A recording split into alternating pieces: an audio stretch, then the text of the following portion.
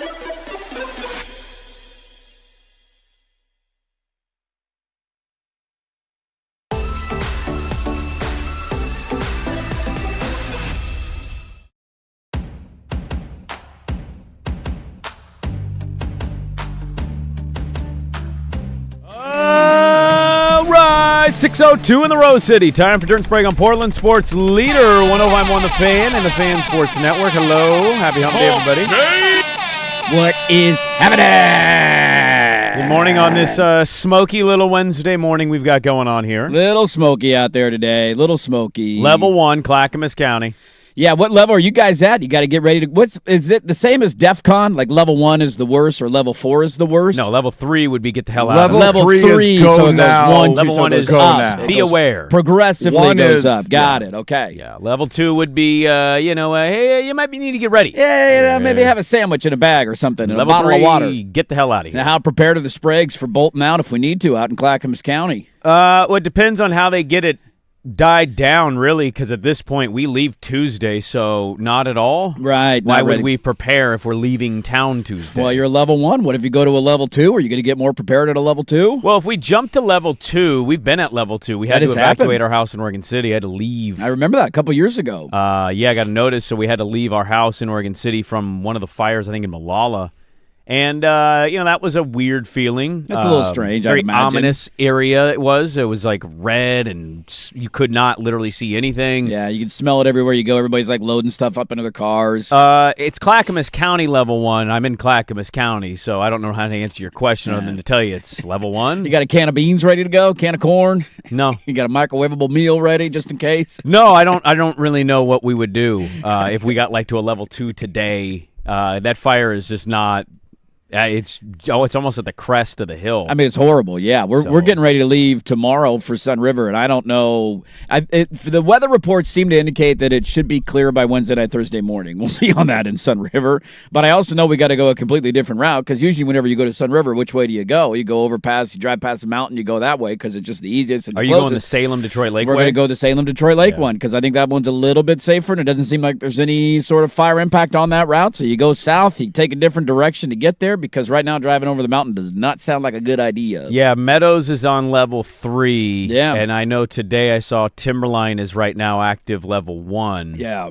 Which is crazy. It'd be wild, dude. If Timberline Lodge went down? It's insane, man. That's one of the most iconic things in our state. It's one of the biggest landmarks we got. Well, I don't mean to divert the attention away from the tragedy of that situation, sure. But also I don't even know what an event like Hood to Coast would do, because you start at Timberline Lodge. That's a great question. I didn't even think about that. That's only about less than a month away, That's right? About 3.5 weeks away. About 3.5 weeks away. Yeah. I did not even think about that, man. That's been on my radar too, because I'm like, I don't know where this is all going. Dude, I had a neighbor or a couple in our neighborhood. They had like a little wedding sign out in their front yard, and so the next time I bumped into them, I'm like, did a kid get married? Did you guys get married? Wasn't fully certain of their first names, but we met them a few times. They were an older couple. They just got married like a week or two ago, and they were supposed to get married out somewhere where one of these fires is happening, and they had family flying in from all over the country. Everybody's planning, and then like 5-6 days before, it was like hot route. Wow, they had to change everything. Yeah, and they were able to get everything done. Another neighbor of ours, we were talking to him yesterday. They were supposed to be up camping somewhere up there this weekend or this week. That ain't happening right now. Everybody's canceling trips and having to move things, man. Yeah, I think the unfortunate nature of these events is instead of just constantly being supportive and doing what we can, it feels like people locally have to jump on the internet and then become divisive about it. We got to yell about it. Well, I mean, it's more morphs into whose fault is this, and why is this fault their fault, and is it really this or is it really that? And it just becomes a stream of information crap. Yeah, and it's good. what do you believe? Do you believe your news source? Do you believe somebody else posting a news source? I'm just going to go out on a limb and say that we're getting a little bit warmer. We're getting a little bit drier. We had a very dry year, very little snowpack. What I mean is it's becoming the debate of logging companies. Not that they're saying, not that I saw that this is all this logging. This is their fault. They caused the fires. But it's more about how you log, where you log, where fires are growing, how hot they grow. Should we not allow them to log in certain areas? Yeah, what trees are you cutting down? And it's kind of morphed into that debate, unfortunately. That's way above my pay grade. I also know that some of these fires were started via lightning strikes and breaking news. Not much you can do in those cases. You get a lightning strike in the middle of a forest and a fire starts. There's not a lot that you can do to prevent that. Well, yeah, that's what I'm saying, though, is if you have a thinner area of tree because you've logged. Right. You've got more air, you've got drier conditions, so some people argue that the fires get hotter, they spread quicker because of certain areas that have been logged versus other people pointing to sections that haven't been logged that have caught on fire. I don't even know what to believe with any of that stuff, but I got nothing. It's really unfortunate. It sucks, dude. It genuinely sucks, and we got to deal with it every August. Usually, like clockwork, there's something. You hope that this is kind of it, and we can get a turn in the direction. But if it's not, I mean, you're looking at a couple of weeks of just not. Depending on the wind direction and the ability to get any of these things under control, you're going to be dealing with this for a while. Yeah, I saw a thing that was more like this is the beginning. This is just the start. Because early September, late September August can be bad. Pretty bad. There was, what was it? It was the COVID year, I want to say. That we would have, I think that was the worst one if I remember, and we would have lost. Now, we didn't end up having games because the football season was already canceled. Yeah. But we would have literally lost. I think it was the Oregon-Ohio State game, if I'm not wrong. Would have been a non-conference game. They were supposed to come to Autzen, and I think the game would have been canceled either way because that was a weekend where it was the air quality was 250, and it looked like you were playing on the face of Mars. Well, our air quality yesterday at our house was 165. Okay. And I had to run a couple errands, and it sucked to be out. But yeah, I saw one of these local sports recs leagues, with a camp at out a school. Playing. Yeah, really. And bold move, Cotton. I almost wanted to be like, maybe you guys should be doing this. Maybe not running around and breathing in air for an hour and a half. You know what? People dropped their kids off, and there was somebody running everything. So I'm like, hey, you want to breathe that in? You can breathe that in if you want. Trying to explain to a 2-year-old why we can't go outside when he doesn't quite comprehend is a very difficult conversation. You can't do it. It's he impossible. wants to go outside. I'm like, no, we can't. I mean, we went outside. We were outside for bits and pieces. But I'm like, we're not going to be outside for 2 straight hours. It's not great. He's got super sensitive skin. So whenever we're out and it's the bad air quality, you're always worried, all right, is something going to happen here? Let's get back inside. And he just was not comprehending. And it led to a very difficult day. And today's going to be even worse because it's supposed to be hotter today and worse today. So I can't wait to explain again. Buddy, we got to play inside today. I asked my wife if we got to level 2 or 3 and we had to actually leave. First of all, where we would go. Yeah, where are you going? Which direction you go? I think we concluded we'd have to go to Salem. Salem would be the route. I can't go to my sister-in-law on the west side. They have a dog that's pretty active, to say the least. And my dog hates dogs, period. Right, so you got to take your dog with you. They're not going to get along. Well, plus I have a rabbit. Plus I got 2 lizards. Plus I got a hamster. I didn't even think about you guys in your family zoo. That's all I thought about. Dude, we'd have to go somewhere where there's no other animals. How long does it take just to pack up the family zoo to get out of the house? Get all the cages? Do they even fit in the cars? The hardest one would be our gecko. Yeah, the gecko. Because I think we'd have to take his cage. The hamster can be in a little box. But yeah, the bearded dragon just needs to be warm, but it's like a cat. It'll just sleep all day. Sure. The rabbit we'd have to contain. Yeah. And the dog is fine. just picture you guys driving down the highway, the rabbit's loose in the car, bouncing from seat to seat, dropping little pebbles all over the floor in the new car. How did they get in a car crash? There was a lizard on his face. There was a bunny running around. The dog went crazy. There's a lizard sitting on your daughter's face. What is happening right now? Look at you guys. So it would have to be it'd be that. So I think we'd have to go to Salem because we have nobody else we'd go to. Right. What about Swag? Drive out to the... I'm not going to a condo with 5 animals and my family. They welcome you with open arms. Come on, Swigard. I'm sleeping on that couch. He sleeps in his whitey tighties. He's probably watching sports late at night. Carpool in the next couple of days? Come on. That's not happening. Be a little cozy. Yeah, be a little cozy to say the least. A little tight, little compact over there. I think I'd have to go to Salem. Yeah, that's the route you go. And I'd have to commute from Salem into work, and then...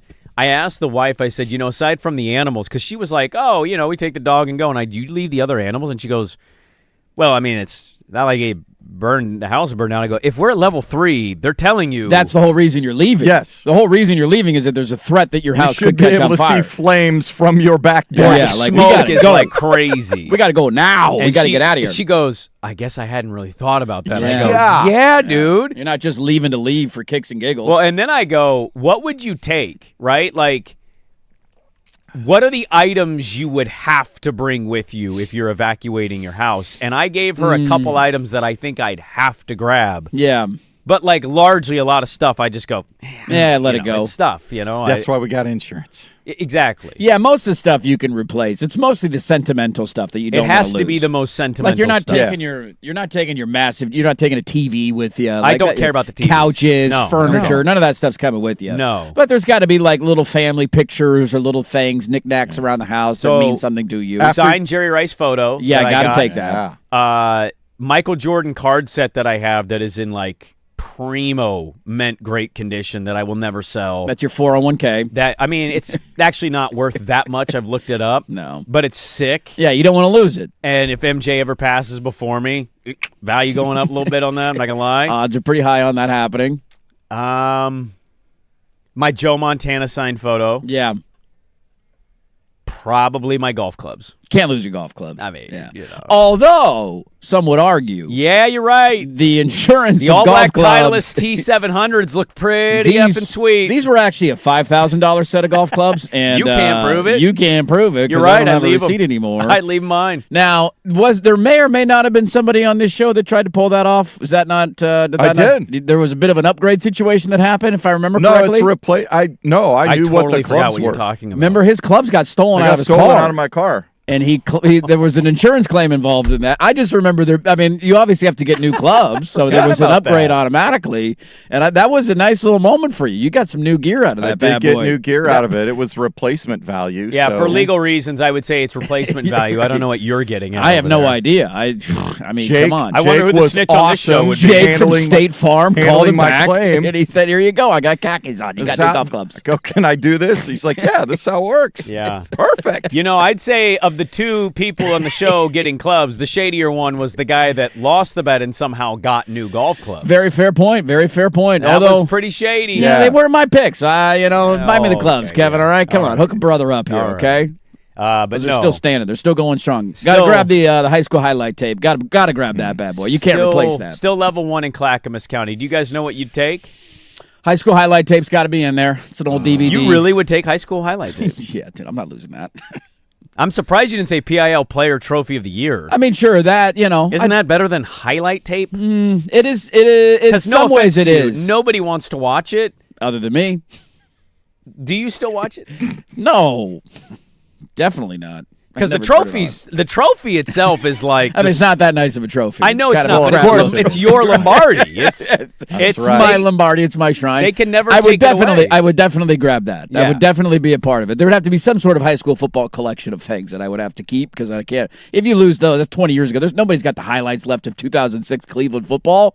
Nobody's got that on a hard drive There's not a somewhere. huddle.com? There's not a huddle.com. That was 20 years ago, man. The internet was barely a thing. But you lived it. Why do you need the tape for it? I'm going to get old someday, Sprague, okay? And I'm going to want to remember my glory days. I did try and show it to Teddy the other day, and all he wanted to do, because the only way we have to watch DVDs is the PS5, and all he wanted to do was grab the controller and he start thought it was smashing like a buttons. video game. I'm like, no, dude, no. Look at this dime. And he had no interest in watching. gas. Look at that. Look at that corner route. I hit that thing right on the money, man. It was a hell of a throw. He had no interest in watching that whatsoever. You need to make sure that you write very carefully to him when he's older.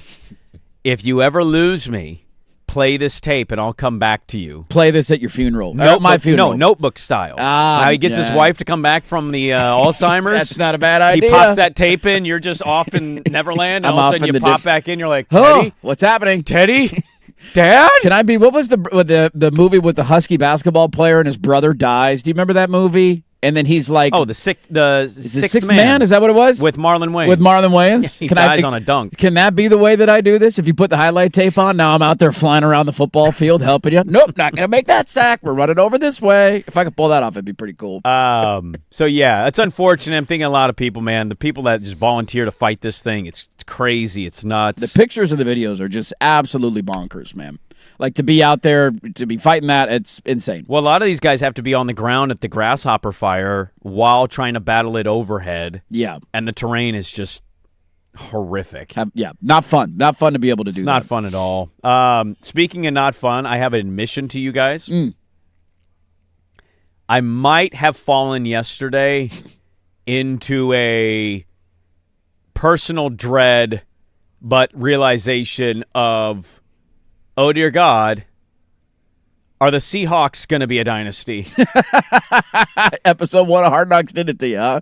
That was a pretty good It's episode. talking about Michael Jordan, man. How many of those did Michael Jordan win? He won 6. That was a good coach thing. The episode itself, I was 3. like, damn, dude. This is one of the more likable teams. Oh, absolutely. They have all the great stories, and like Leonard Williams is this kind of like forgotten about stud DT that nobody in New York seemingly wanted. So they bring him in. He's an absolute unit. Sam Darnold given up on. No way he can win the big game. Minnesota says, thanks, no thanks. We're going Niner. Now they don't want Niner. He goes 14-3, wins the Super Bowl. Yeah. It's just like everywhere I looked, I'm like, cool. I hate that I like them. I hate that I like this. Why would they not repeat? Their roster's amazing. It's loaded. My team's injured. The Cardinals exist.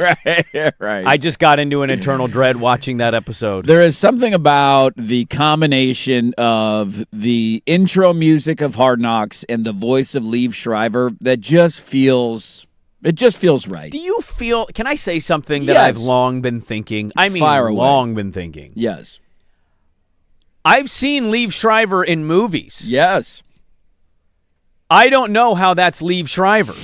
I don't feel like that's the same voice. There's not a... Yes. Do you? I don't. When no. I see him in movies It or feels television different. thing, it It's feels like certainly- that's an entirely different person. Right. And maybe I'd like your movies a little bit better if that's the way it sounded the entire time. Maybe that's we just need to talk in your Hard Knocks voice. Get rid of whatever the acting voice you have. There's something about, is there not? Like when the intro rolls Oh, and he's saying the opening lines and you get the theme song playing. The eagle was flying over the water. Yeah. I'm like, damn, dude, it's beautiful up there. I've They been showed there. Derek Hall in his 97-foot tall truck. He had a pulling monster into- truck, and then he pulling just into camp. lowered it. Hey guys, welcome in. It was hilarious to see that moment of the episode, and then later one of the fights at practice. One of the things that was said to Derek Hall was, "You've changed since you got your contract." That was way over And then the you line. harken back to the opening episode. His truck is him just a driving monster in with truck. like lights, neon lights at the bottom of a truck that's 10 feet tall that you need a ladder to get in and out of. Like, did you drive that last year, or have you changed a little bit from your contract? It was a great first episode, man. It was perfect. And a lot of people realizing something that we knew because of our time when we used to get to go up there. It was always a lot of fun. Yeah, catch that fly if you can grab it. There you go. Good call. Is just the setting of, it's funny to think about. We're going to do an interview with a 49er person today. Matt Mayoko. And they are currently training next to a substation in which all of their players seemingly get hurt because of the electrical currents that are going through it. It's a conspiracy theory that's growing. People are starting, like, a lot of players on that team, I think, believe it. Yes. I mean, how do you not? Because they've been one of the more injured teams in the NFL. And then you turn on Hard Knocks last night and you're like, oh, that's right.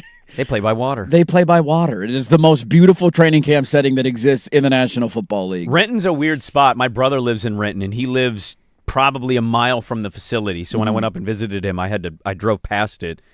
It's a weird town in the sense of, like, there's such beautiful pockets. Yes. And then also some absolute trash. Yes. Renton's a weird town. It's weird because it's yeah. just south of Bellevue and Kirkland, Yep. where the Ritz of the Ritz live, right? Yes. Like, I drove through a weird section, and I was like, oh. And then like, 2 lights later, I'm at my brother's apartment, and it's just Completely different. gorgeous, on the water. Blue angels are flying over. Yeah. And I'm like, dude, this is amazing. This is awesome. This is is really it sweet. hydroplane race weekend up there? I don't know. I remember when we were up there, it was funny.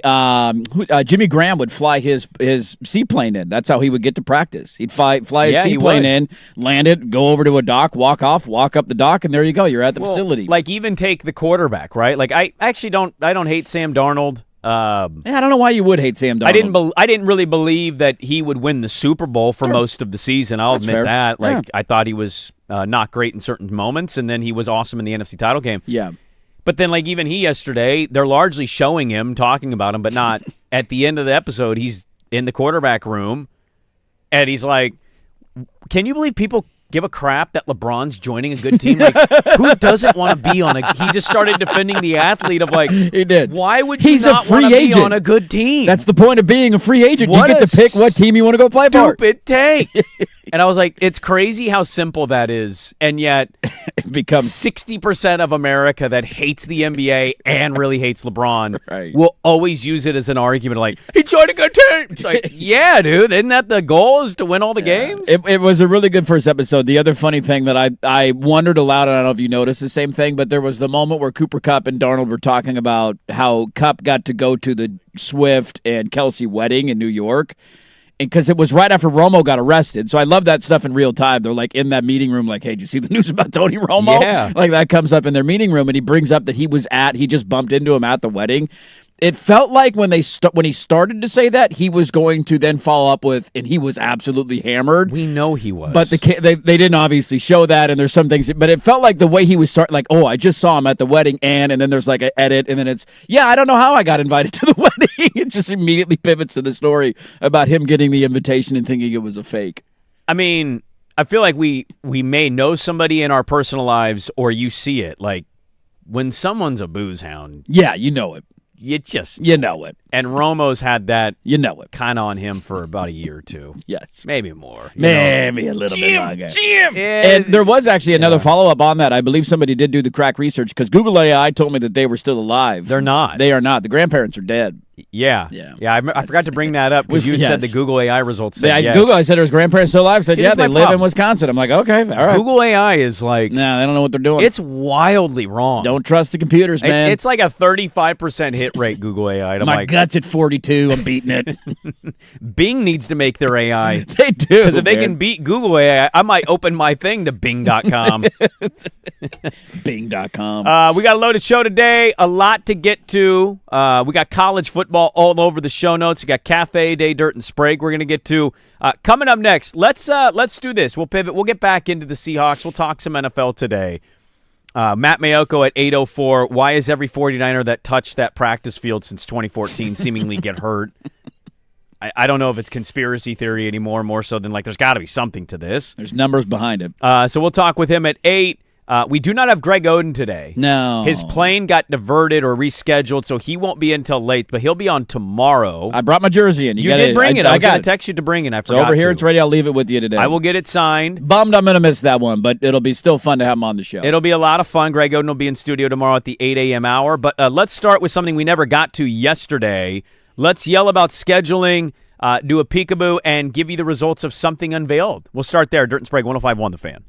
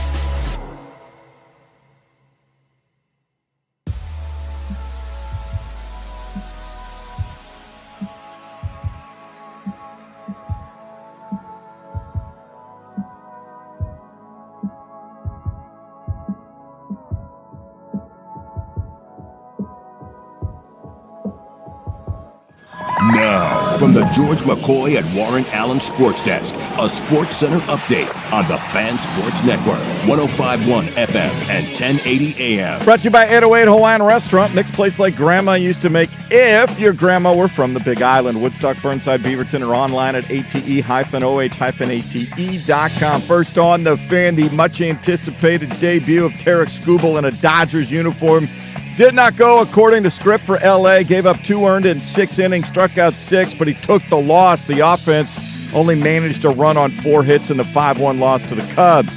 In Philly, Luis Arraez went 2 for 4 with a pair of RBIs and a run scored, propelling the Phillies to a 5-0 shutout of the Nationals in his debut with the team. To the NFL, the Cardinals announcing rookie Carson Beck will get the start in tomorrow night's Hall of Fame game against the Panthers. Arizona sitting number 1 QB Jacoby Brissett, avoiding the risk of injury. Falcons fearing the worst for second-year linebacker Jalen Carter. He was carted off the practice field Tuesday with what they believe is a torn ACL, awaiting MRI results today to confirm. Jason Swigard from the George McCoy at Warren Allen Sports Desk. Don't call your mom. Call George McCoy at warrenallen.com.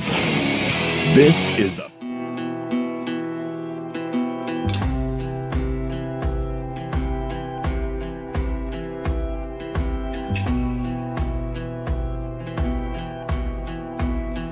All right, welcome back in. 627 on Portland Sports Leader, 105.1 The Fan. I would like to do very quickly, I would like to apologize publicly. I felt pretty awful yesterday. Get it out there right out of the gate today? Well, I apologized privately, and I felt like I should do it publicly, too. I felt really bad for my Joe Fish joke with Brooke. I didn't mean it. Look, I'm wrong. Yeah. Can I try to explain quick? I mean, I get it. I don't think you meant the way that people probably took it, but when you're associating with somebody with that person, that's where people are going to take it. That's It was the way that she was like, and he snuck into the picture, which I heard actually wasn't entirely true.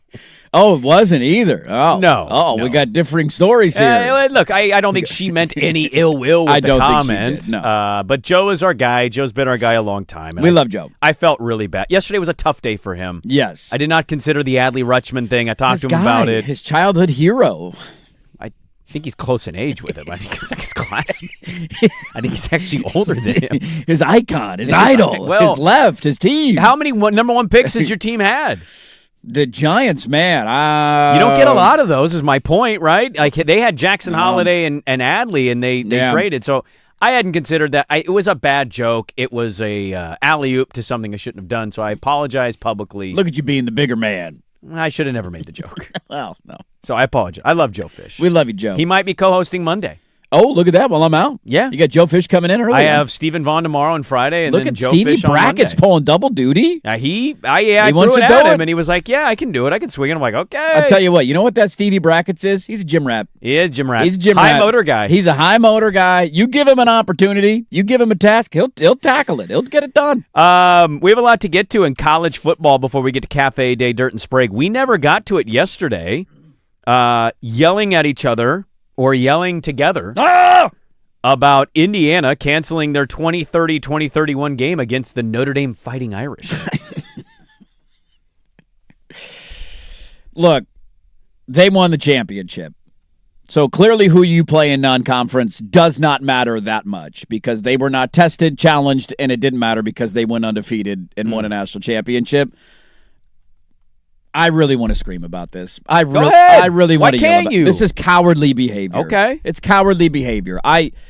It's one thing to This was agreed upon, by the way, with Tom Allen and Brian Kelly. Yes. I mean, this thing has been on the books for a while. Yeah. And this is becoming the trend in college football right now. And it's not just an Indiana rant. It's a USC Notre Dame rant. It's a, who are the other one? I think Alabama just canceled. Like, there's a million teams that are doing this right now. LSU has done this with some opponents where there's this rush to not want to play anybody because their argument is, what's the point? And they point to Texas last year and say, if Texas played Grambling instead of Ohio State, where's Texas at the end of the year? They're in the college football playoff. And we could yell and say, well, no, it's because you lost to Florida.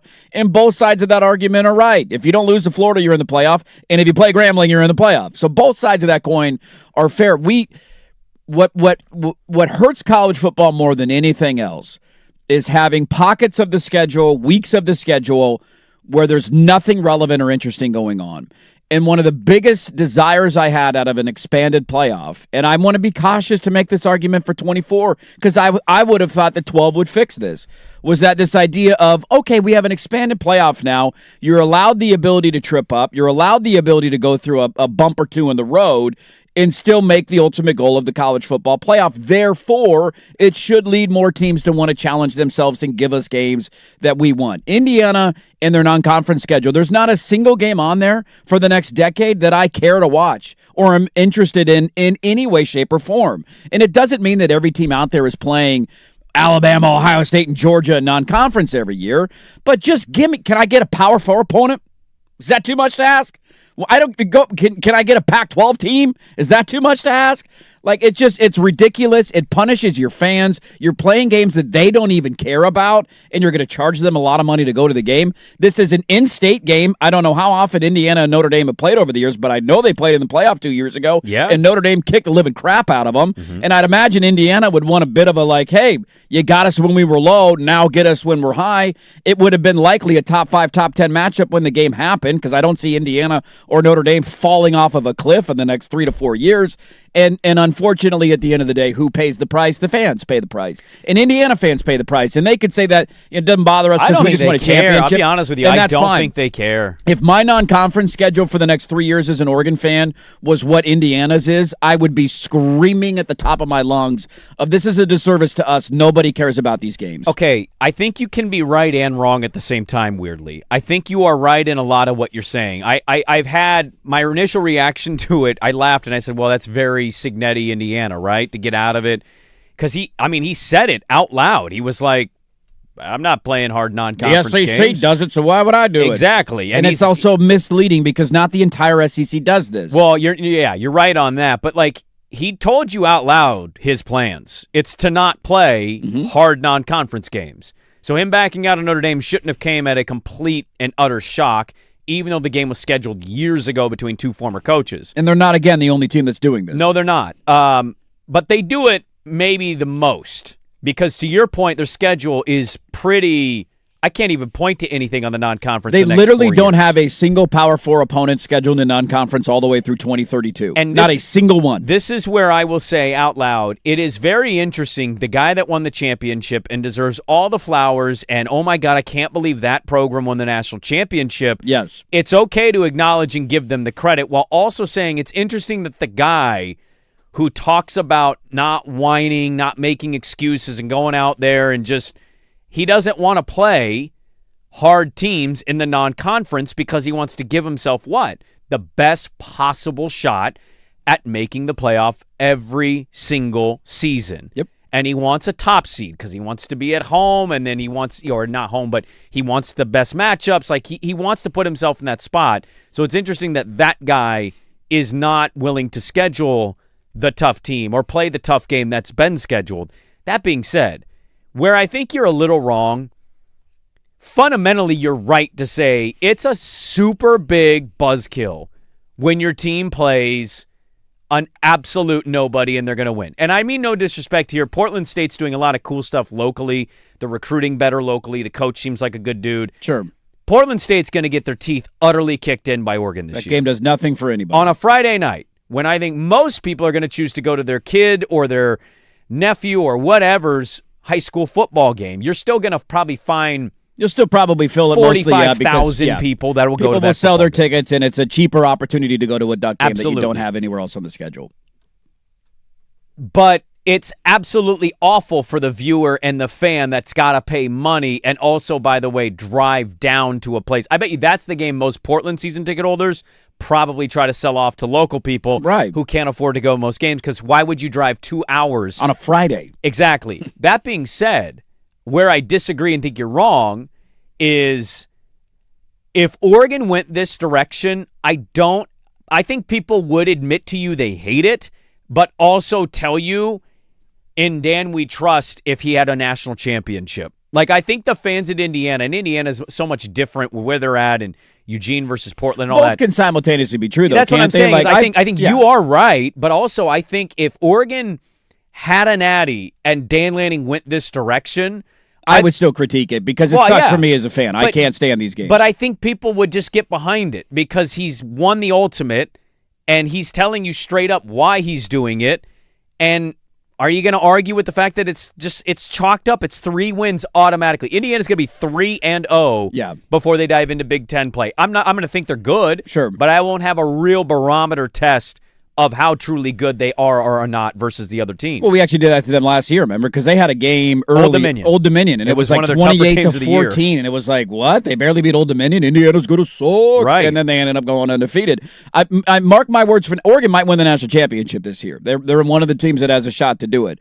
By the time next year rolls around, I am going to be screaming about their non-conference schedule and how irrelevant and uninteresting it is. Who do they play next year? Next year they have Eastern Washington, Coastal Carolina, and Western Kentucky, all at home. That sucks. You don't get a game that matters to you as an Oregon fan until the end of September. That's an awful.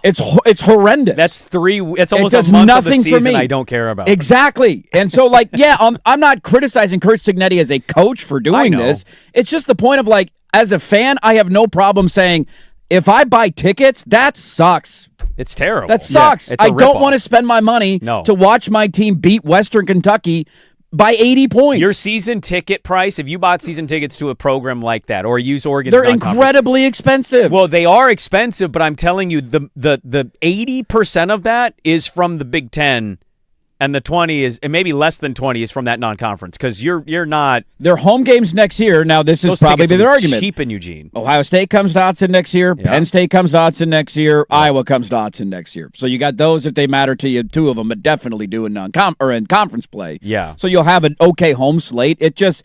This year is okay for me because Boise State is at least a playoff conversation team out of the Pac-12. Oklahoma State is a Power 4 opponent, and you're playing them on the road. It's a game you're going to be favored by 17.5, and you should win convincingly. But they shouldn't be as bad as they were last year. They shouldn't be as bad as you last year. The ticket, that's a hot ticket in Stillwater right now. They're excited. They got a new coach. There's energy down there. It's an environment if you're a Duck fan to travel. That's enough for me. Yeah. I'm not asking you to play Alabama every year. With you. I'm not asking you to play Texas every year. Just give me something that I'm like, okay, I can chew on that a little bit. We're probably going to win by 30, but that at least does something for me as a fan. Where he is right, though, and this is what sucks about it, is because I actually think this is I think personally as a sports viewer, as a diehard college football fan, I think this is a huge problem with the sport. It's a massive a lot problem. of people pay attention to the NIL, the conference realignment, which those are issues. Obviously, there's a lot of issues.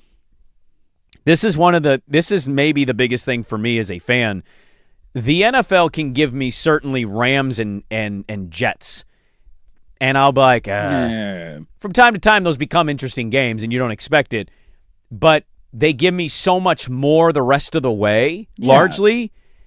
And this is where college, that schedule you just talked about with Oregon, we're going to talk about what Oregon will be next year, how they're going to react or respond. The optimism and the thoughts will be high. But legitimately, there is going to be nothing to take away from those 3 games other than an injury happening. Exactly. Your quarterback got hurt. Okay, now it's a talking point. And that to me, when you're losing almost a month of conversation and attention of your season, absolutely sucks. It's dreadful. But where Cignetti is right, and this is what's terrible about it, is that stupid committee does nothing to punish teams when they play absolute patsies. This is, again, the debate and why we need a different way to calibrate who does and doesn't make the playoff, because the most important thing for some people is the number next to your team name.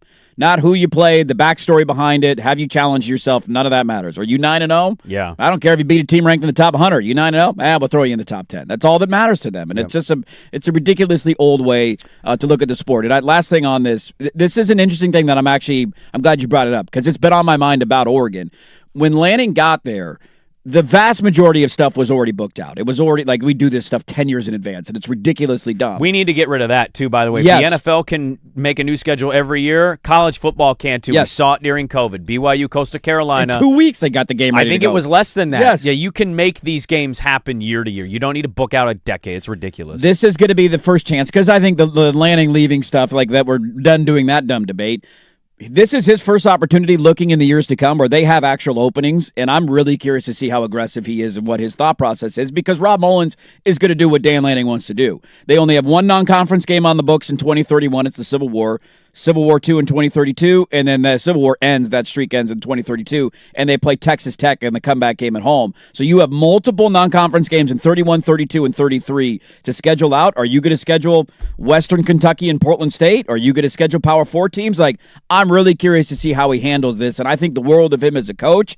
Please, for the love of God, give me something that's appetizing as a fan. It was next year that was the Mario regime, or was that before Mario? I don't know when the 2027 would have been scheduled. Probably Mario, maybe the it's all about 10 years in advance, so probably the beginning of Mario. We'll put a pin in college football. We'll get into it. We got Cafe Day, Dirt and Sprague at the top of the hour. We'll get back into college football. The coaches poll was released, and we had one of the dumber things put out about it.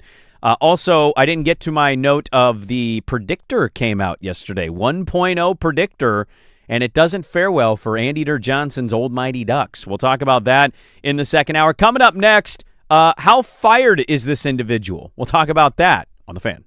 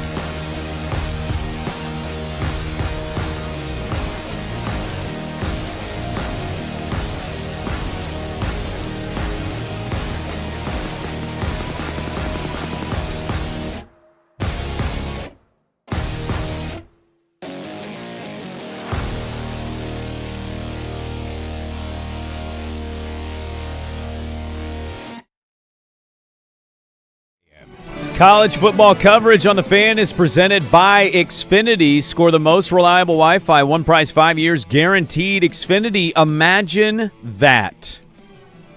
Cafe Day, Dirt and Sprague going to open up here at the top of the 7 a.m. hour. We'll dive back into college football in hour number 2. Go to the NFL at 8:04. Talk with Matt Mayoko, NBC Sports Bay Area.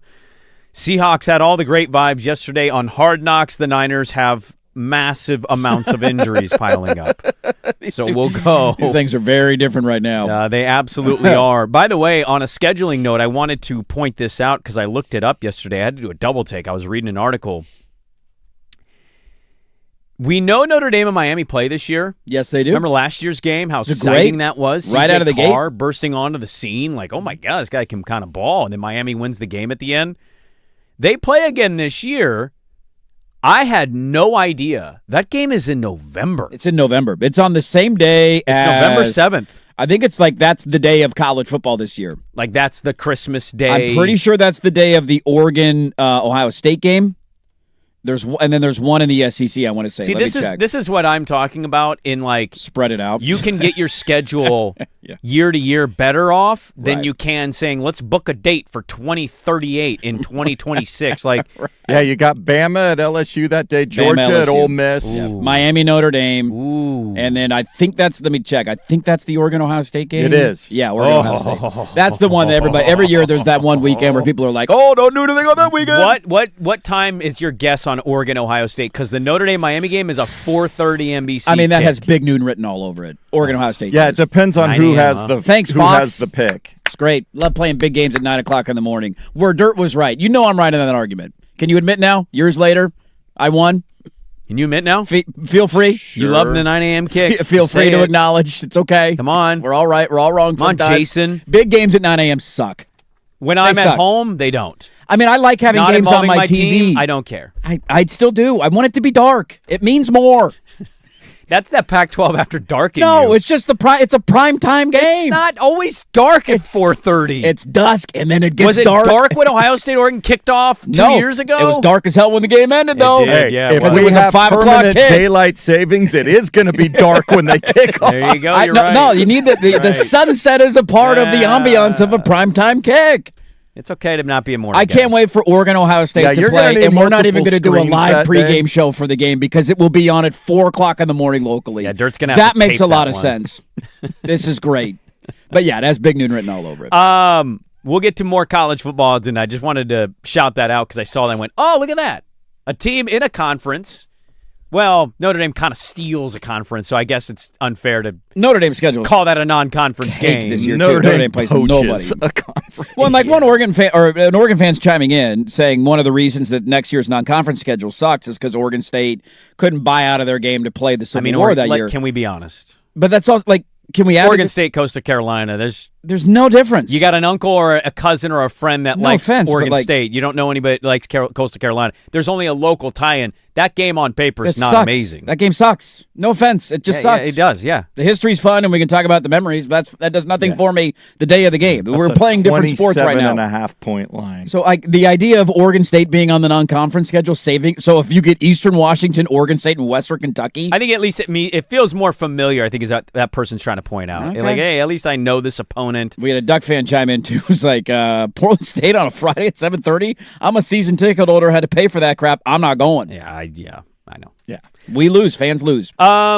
Something we may get into later that I wanted to bring up in the 6 a.m. hour. How fired is the lawyer representing the Blazers who accidentally sent internal documents Pretty much to a city official who then Wright Gazaway was able to obtain those legally? Dude, do we have, what's our local journalism award? What is can we give it to Wright Gazaway? Like the local, I don't think it's an Emmy. There's Pulitzers. Pulitzer, can we give him a Pulitzer? He deserves a Pulitzer for this. Investigative journalism. He's been on this unbelievable. Debatably the best. Yes. And I don't mean that as a shot to anybody else, but he's given us a lot of like the internal city team back and forth. So he released this document yesterday, the email exchange internally with the Blazers. I'll say this. I went through it and I read the PDFs. Is it about their plans to move to Kalamazoo? There is no plans. They don't email about that? The cities they're talking to that they're definitely going to move the team to? No, in fact, he found this out through a labor press document that nobody else had reported. And I thought this was interesting. Massive.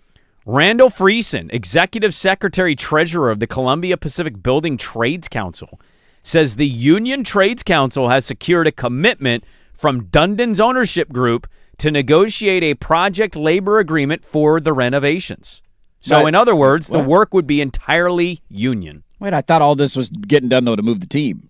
Well, can we not Dion High Step yet on anything? I'm not Dion High Step, and I see a report like that, and I'm like, everything that I'm reading from some members of the media is that all of this is a ruse to move the team to a different city, and then you get a journalist who reports that there's already an agreement, according to a union, in place between the owner and the union to use the union to remodel the Moda Center. Yeah. So those things can't be simultaneously true. The email document involves the term questions, or the questions involving the term sheet. This comes from Ken McGarr of the Portland government. I can't pretend to tell you what he is, but his name is Ken McGarr. Ken McGarr. And he reaches out to a representative of the Blazers, the council, and says, please answer the following questions. They're then given 7 questions, right? And it's things like, how much private financial capital contribution is the team willing to make? Please confirm that the team will be responsible for all cost overruns, et cetera, et cetera. Well, Zendaria Conyers is the representative counsel for the Blazers, sends this to Charles Boyle of the Blazers. Both of them, I believe, were at the thing last week, were they not? I believe both of them were at the public testimony. And it basically is just like, how do we want to respond to this? Do we want to put this in writing? Dwayne Hankins gets this and says we should discuss whether we even respond to this. It then basically says, sounds good, a conversation would be helpful. And then in an email from from Joe Loomis to Dwayne, it says, Dwayne, the other new thing is they are now asking us to formally respond to these response letters, giving us money this summer, even though last week Ken said he understood our position. Hankins says, yes, I understand. Charles Boyle says, Dwayne sharing a draft response to these questions, et cetera, et cetera. Where I will defend, because the emails, there's nothing really crazy in them. No. Where I will defend the team here in this category, it's the reporting is that the term sheet that I, and everybody else saw came exactly at the same time as the team saw it.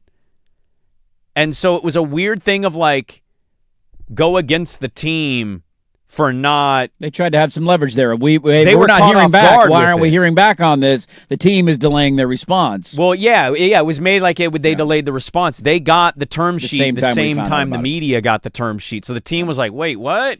And then it was like already the team won't respond to this. And it's, I don't know. It kind of shows you the sloppiness, I think, involved on both sides. Without a doubt. There's also the Hankins letter yesterday to Rip City fans of like, the public hearing today where your voice can be heard and you could go up and talk to the city council. That's happening today with the city council.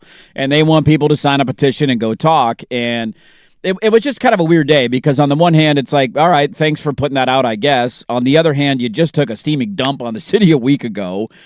But you're also in this letter kind of insinuating that if you're asking us to go fight for the public funding, does that mean that this is all it's going to take? So is all that big boogeyman in the corner about the team leaving, you're asking the fans to go advocate for this? If the funding is passed, the team's not leaving. There's nowhere for them to go. I know. We're just in a very weird spot. And then you get the announcement at the end of the night, not announcement, but Wright Gasaway doing great journalism and discovering that a union is announcing that they already have a deal in place with Dundon to be the union labor of building the Moda Center, which was one of the key tenants, remember, of the city. And we did not know at the time, and many people have debated, is that going to be a breaking point or a sticking point for Dundon? Is he going to want to use union workforce? And according to one union in the local area, they already have reached an agreement. And so I saw yesterday and was relieved with some of that stuff. We'll see how the public testimony goes today. But overall, the thought process hasn't changed. We're not going anywhere. We can get back to this later on and talk about some other things. I have an idea, a thought on Tom Dundon we can get into if we dive back into this later on. But we have a loaded second hour. Let's kick it off. Cafe Day Dirt and Sprague opens hour 2, 105.1 The Fan.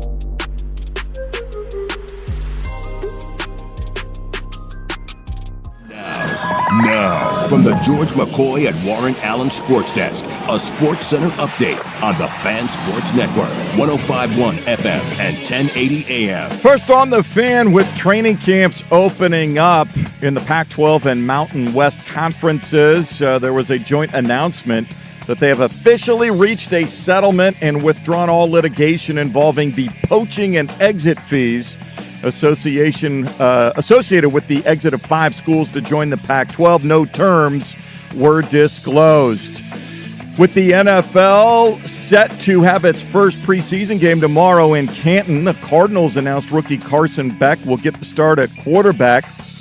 They are sitting number 1 QB Jacoby Brissett to avoid the risk of injury. The Falcons fear the worst, awaiting MRI results for what they expect is a torn ACL for second-year linebacker Jalen Walker after he was carted off the practice field Tuesday. I'm Jason Swigart from the George McCoy at Warren Allen Sports Desk. Don't call your mom.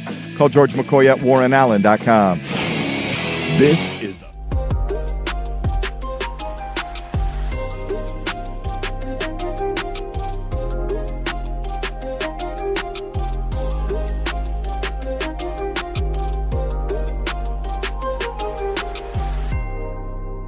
Fan Sports Network. Hey, welcome back in. Hour number 2. Dirt and Sprague here, 105.1 The Fan and the Fan Sports Network. A loaded second hour. Not trying to be a chotch. He called somebody a chotch. He did. He used chotch He on called Hard Knocks. the fullback who got in a fight with Derek Hall. He said he had heard the quote that I forget the fullback's name, but he had said, that you've changed since you got your contract, because an assistant told him, he's like, dude, that's messed up. You can't have people crossing the line. That is a bit of a personal shot in the middle of a fight. Yeah, it's one thing to be scrapping and be, all right, you why'd you pull my arm, or you bumped me, or you pushed me, whatever. Like, that's totally normal. That went a little bit below the belt. Well, and so he confronts the fullback, and he's like, we don't need you to be a chotch out here.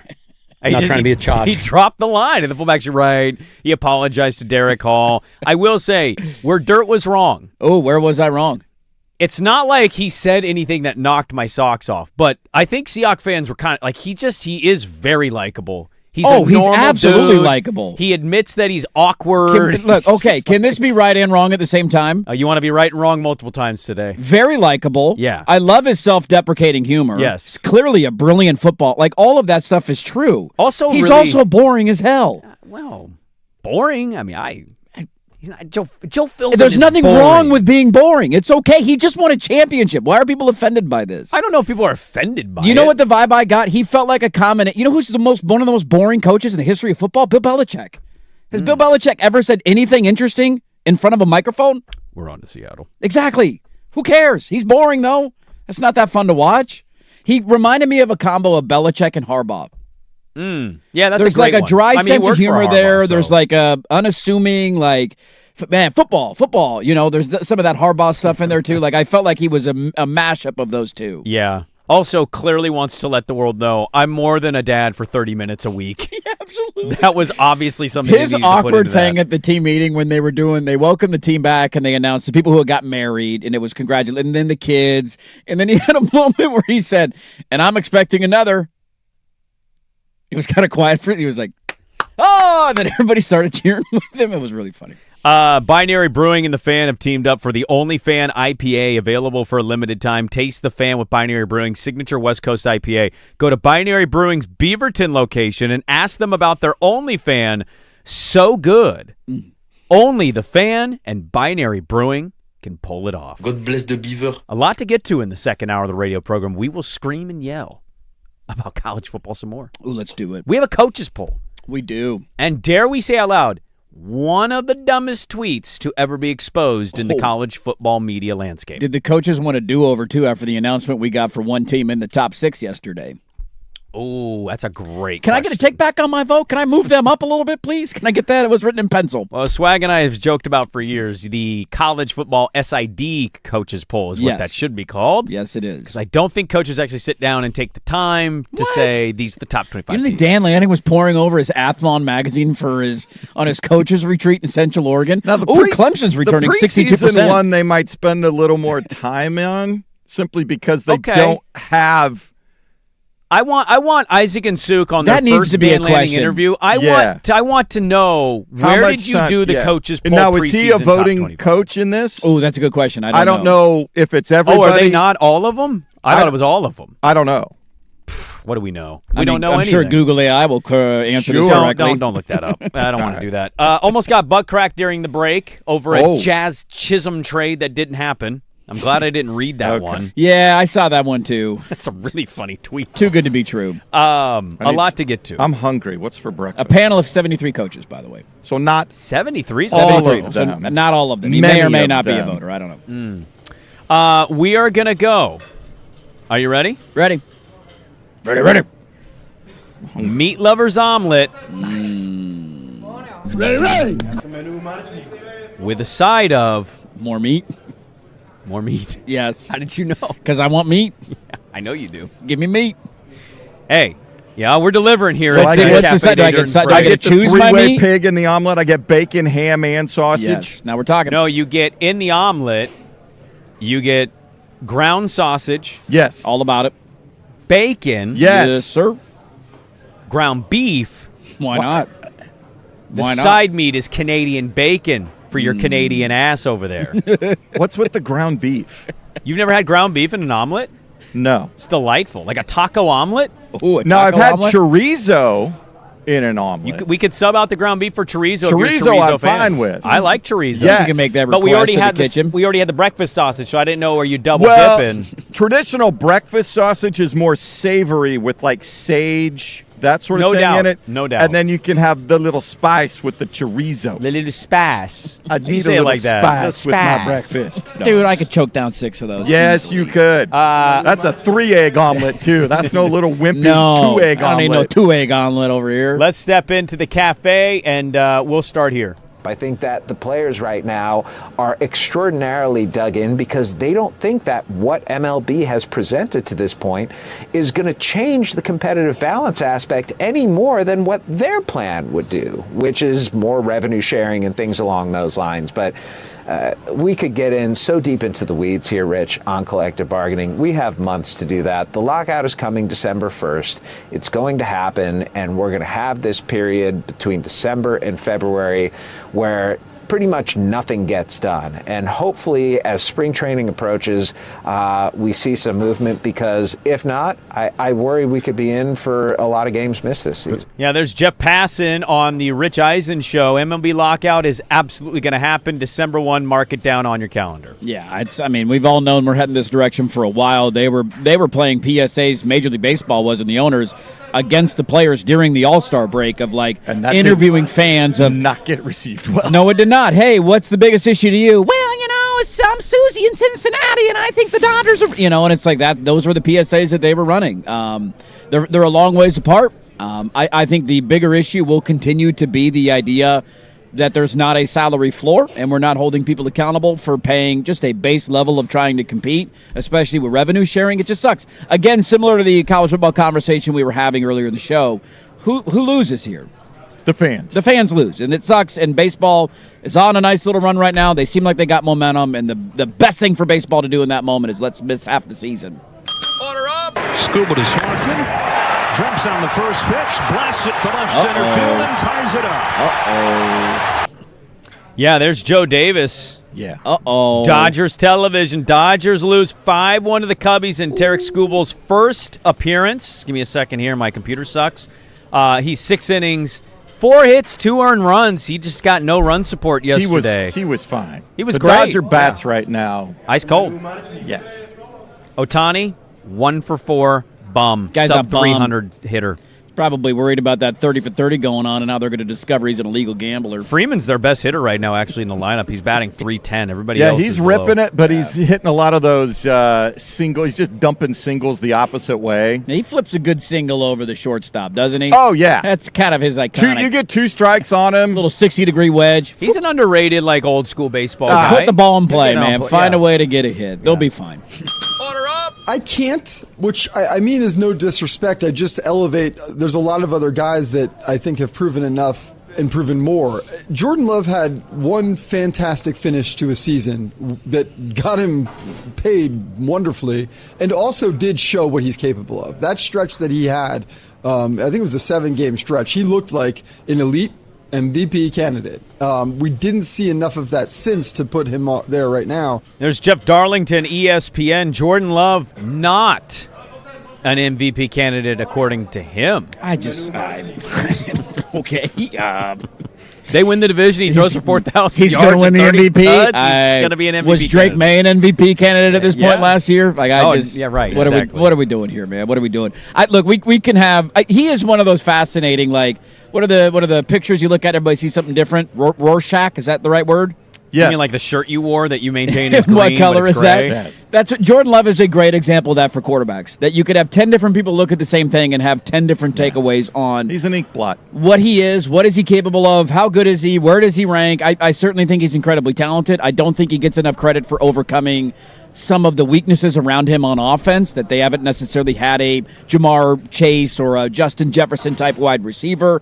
And I think he's in store for a good year. I'm pretty high on the Packers this year.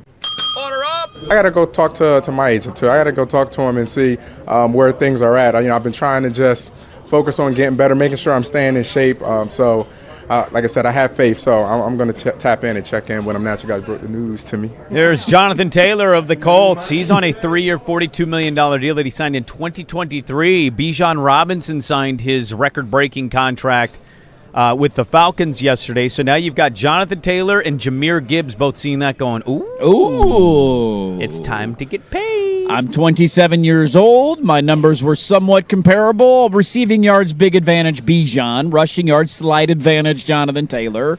And I'd like to get paid here. I'd like to get paid. Also, 18 rushing touchdowns last year were insane. Yeah. It's certainly not going to hurt. I mean, it's not going to hurt. But we'll see. We'll see.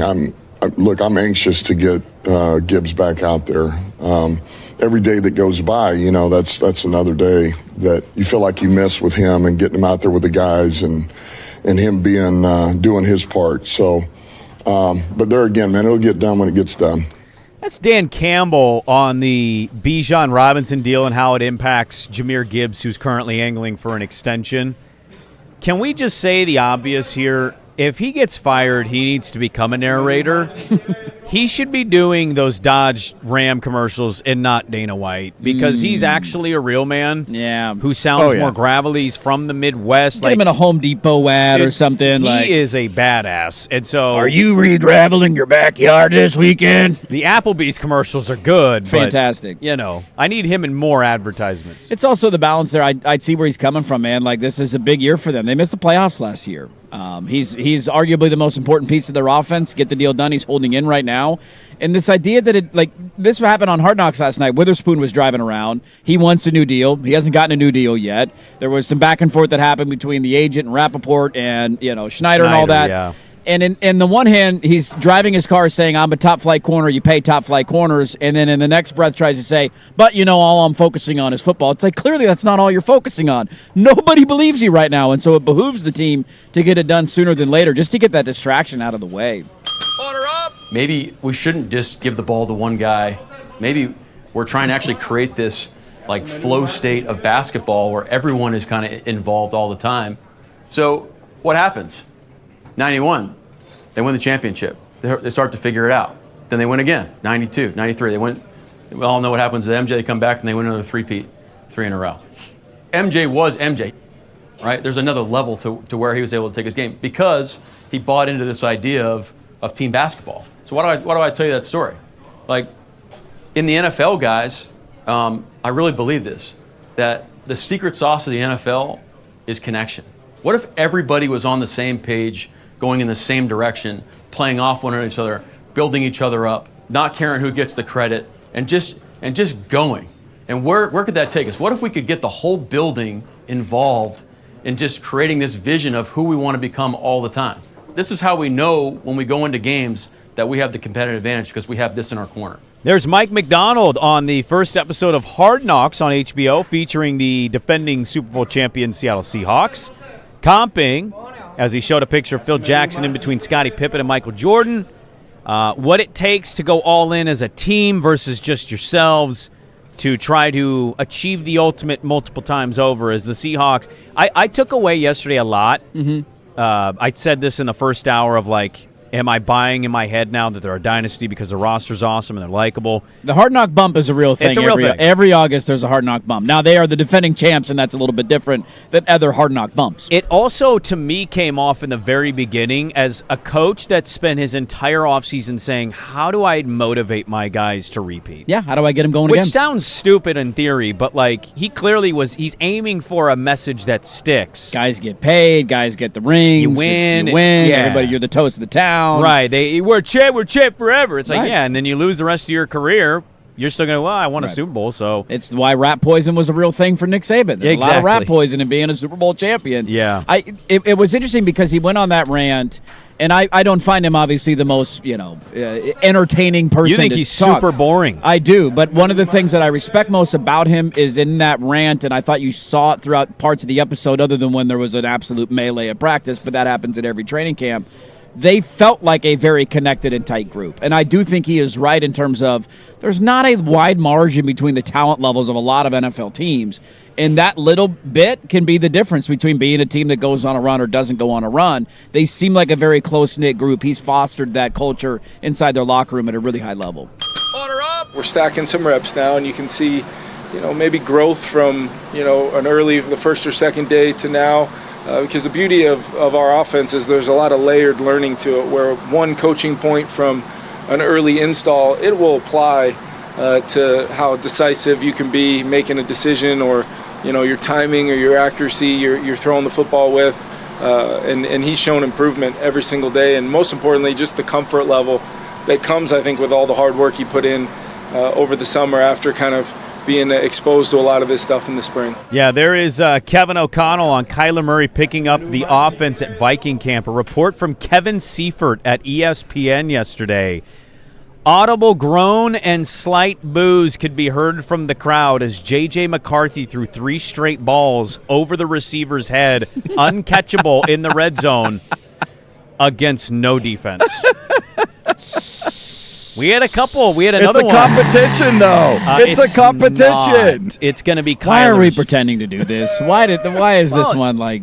You think a lot of things when you see stuff, and yesterday when I saw Darnold, and they said Darnold's played for everybody. They showed him in all the uniforms he's been in. 5 teams in 6 years, right, or something like that? Dude, the Viking Darnold thing may be looked back on as like all-time.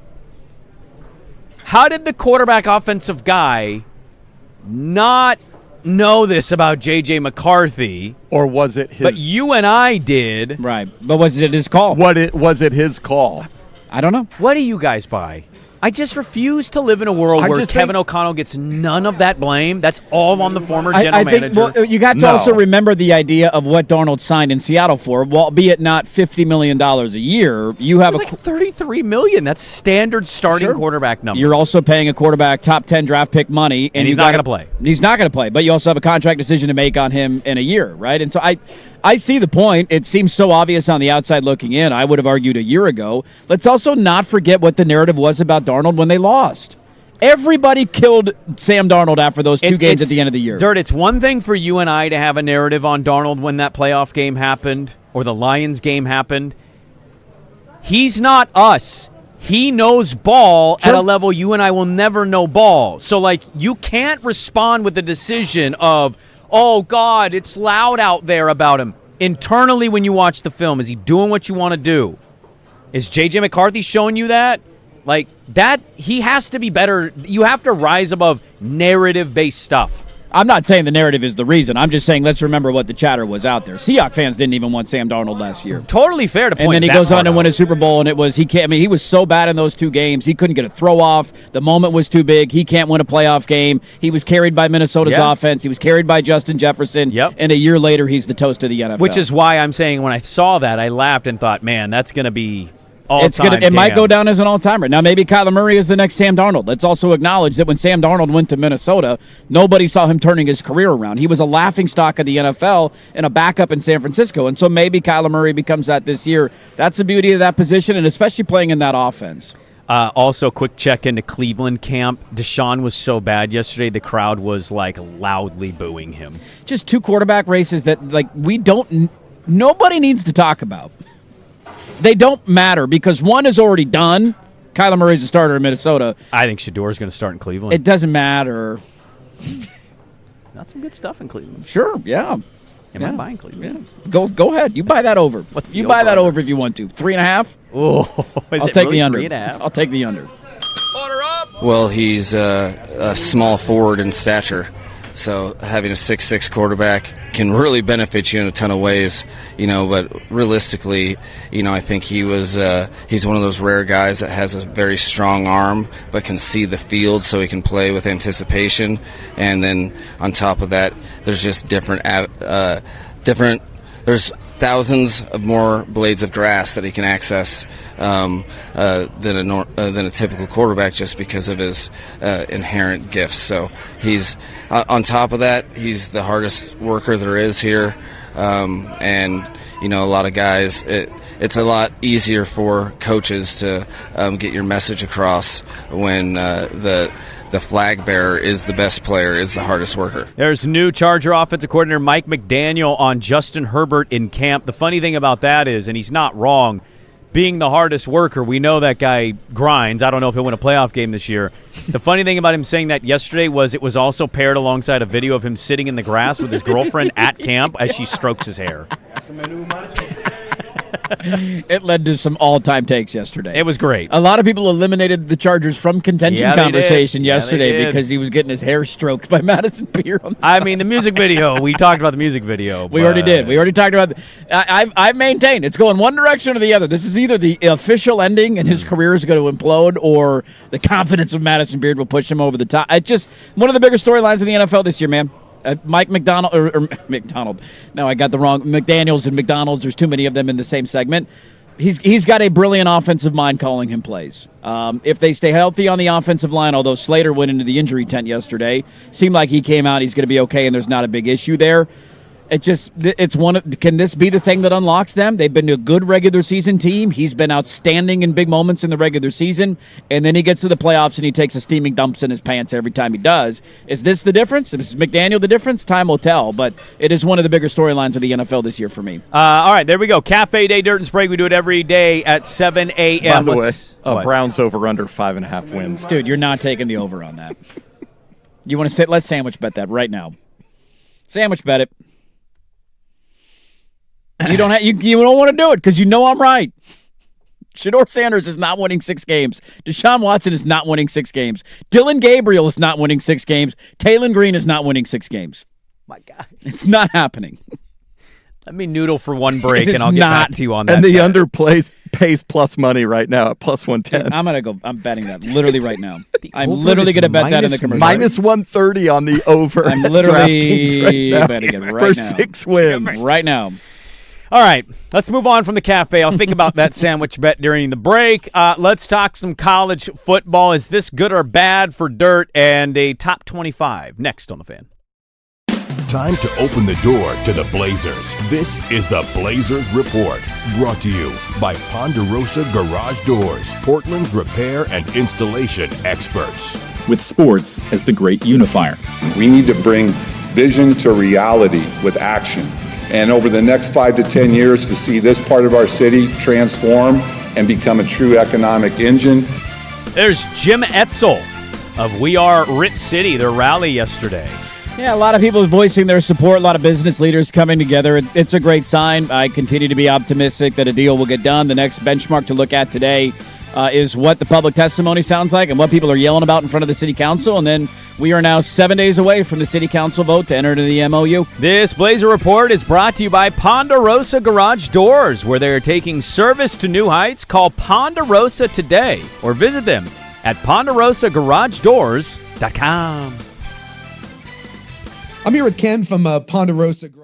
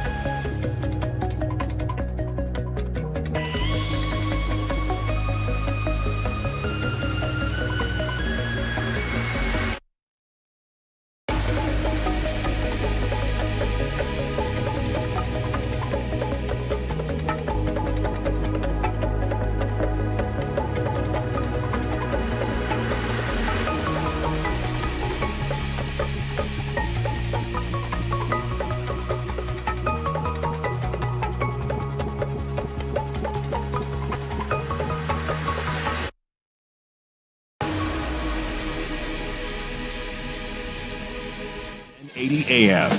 First on The Fan, some anticipated debuts of major leaguers recently traded, including Tarek Skubal in a Dodger uniform. He was fine, gave up 2 earned in 6 innings, striking out 6, but the Dodger offense did not support him. Just a run on 4 hits. They lose to the Cubs 5-1. In Philly, they're all excited about Luis Ariz. He went 2 for 4 with a pair of ribbies and a run scored. That propelled the Phillies to a 5-0 shutout of the Nationals. In the NFL, Cardinals announced rookie Carson Beck will get the start tomorrow night's Hall of Fame game at quarterback against the Panthers. Arizona's sitting their number 1 guy, Jacoby Brissett, to avoid the risk of injury. Injuries mounting up in Atlanta. Falcons getting confirmation this morning, according to reports, that is indeed a torn ACL that second-year linebacker Jalen Walker suffered at practice on Tuesday. Jason Swigart from the George McCoy at Warren Allen Sports Desk. Don't call your mom, call George McCoy at warrenallen.com. This is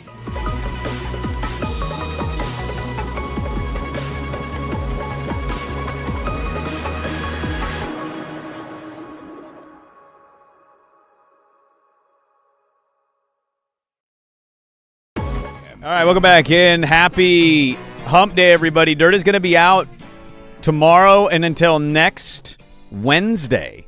Wednesday to Wednesday. Oh, no. Thursday to Wednesday. Thursday to Wednesday. So you're back next Wednesday. Next Wednesday. And then I'll be out Tuesday to the following Tuesday. It's another one of those weird back-to-back vacation things. We've done that a couple times this year. Overlaps. Kind of have to. I mean, there's not. Yeah, we didn't even plan this talk one. About that. The last one, we just happened to have those same 2 weeks, and then this one, we didn't even communicate this. It was like, oh, by the way, I'm out these days, and you're like, oh, by the way, I'm out those days. Like, oh, all right, we'll get through it. Hey, easy. Your 3-week Italian Riviera vacation. Why don't you sit this one out, Swigard? Did you say thanks? Thanks? Really? How about you leaving and not planning a best of show and us having to come up with that 3 days in advance? 3 days. It was like, hey, by the way, talk about that. in 48 hours, put together a best of show. We have nothing to go off of? Okay. Who's going to run the show? We don't know. Is Dusty going to do it? Easy on that one, Swigard. Easy on that one. We'll have a best of on Tuesday. You're not going to host? I don't think we have the bodies. It is vacation month. Yeah, we don't have enough depth. we need another man on the bench. We're at depth problems, huh? We have some serious depth issues right now. College football coaches poll was released yesterday. Let's rattle it off.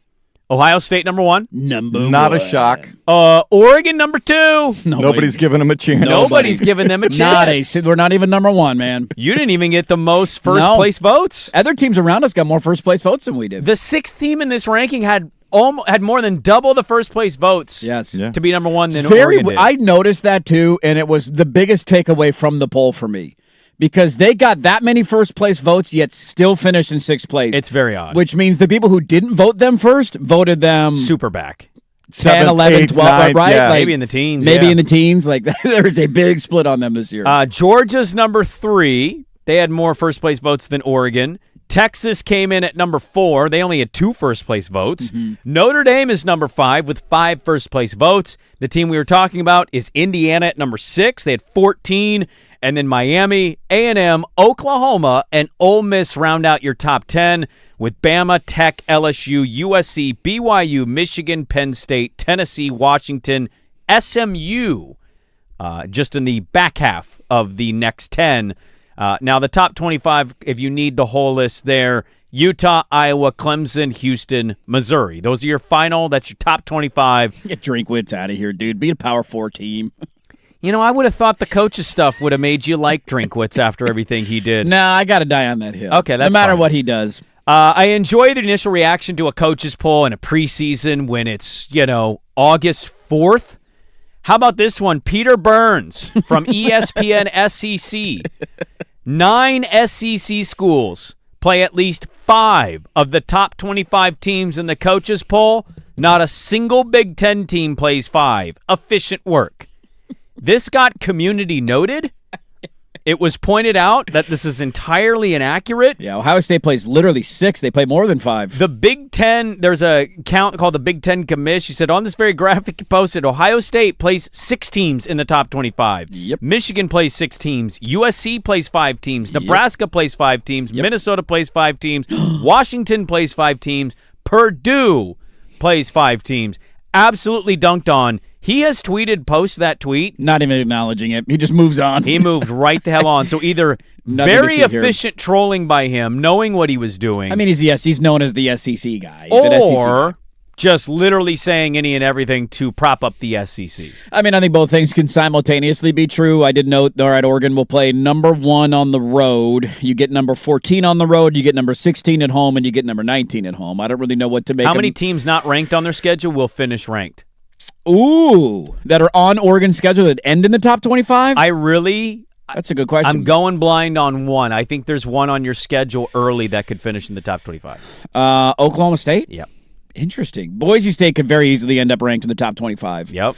There's 2. I mean, that could be 2. I mean, UCLA, we've talked about, has a bit of a manageable schedule. That's another candidate, right? Everybody's high on Chesney this year. Yep. Outside of that, I don't think anybody else. So there's 3, but that's 3 games not currently that you would look at. That might end up being, right? So, yeah, and that's the funny thing about reacting to this. I saw the Peter Burns dunk. I didn't even look for context. You just read the tweet and you're like, all right. Congratulations on having a hard preseason schedule. How many of these teams are going to be out of the top 25 at the end of the year, right? Yeah. LSU is a championship hype, but one injury happens and they're all bickering behind the scenes, and that thing could fall on its face. Michigan might not be ranked at the end of the season. Tennessee might be starting a true freshman at quarterback. Are they going to go 7-5 or are they going to go 9-3? Time will tell on that. Like John Mateer got hurt last year at Oklahoma. It's a long laundry list of things. Missouri might not be ranked at the end of the season. So I just chuckle at the idea of a difficult schedule on a preseason ranking, when last year at this time, if you would have looked at playing Penn State and Clemson, you would have said, damn, you're playing a top 5 team in the country, and then you played a team who was unranked by the end of the year. So it evolves very, very quickly. Cody Nagel of CBS Sports put together a list of the overrated, underrated ranked teams. Oh, I like that. I always enjoy these. I do enjoy that. Who are the overrated? His first underrated. Oh, underrated, okay.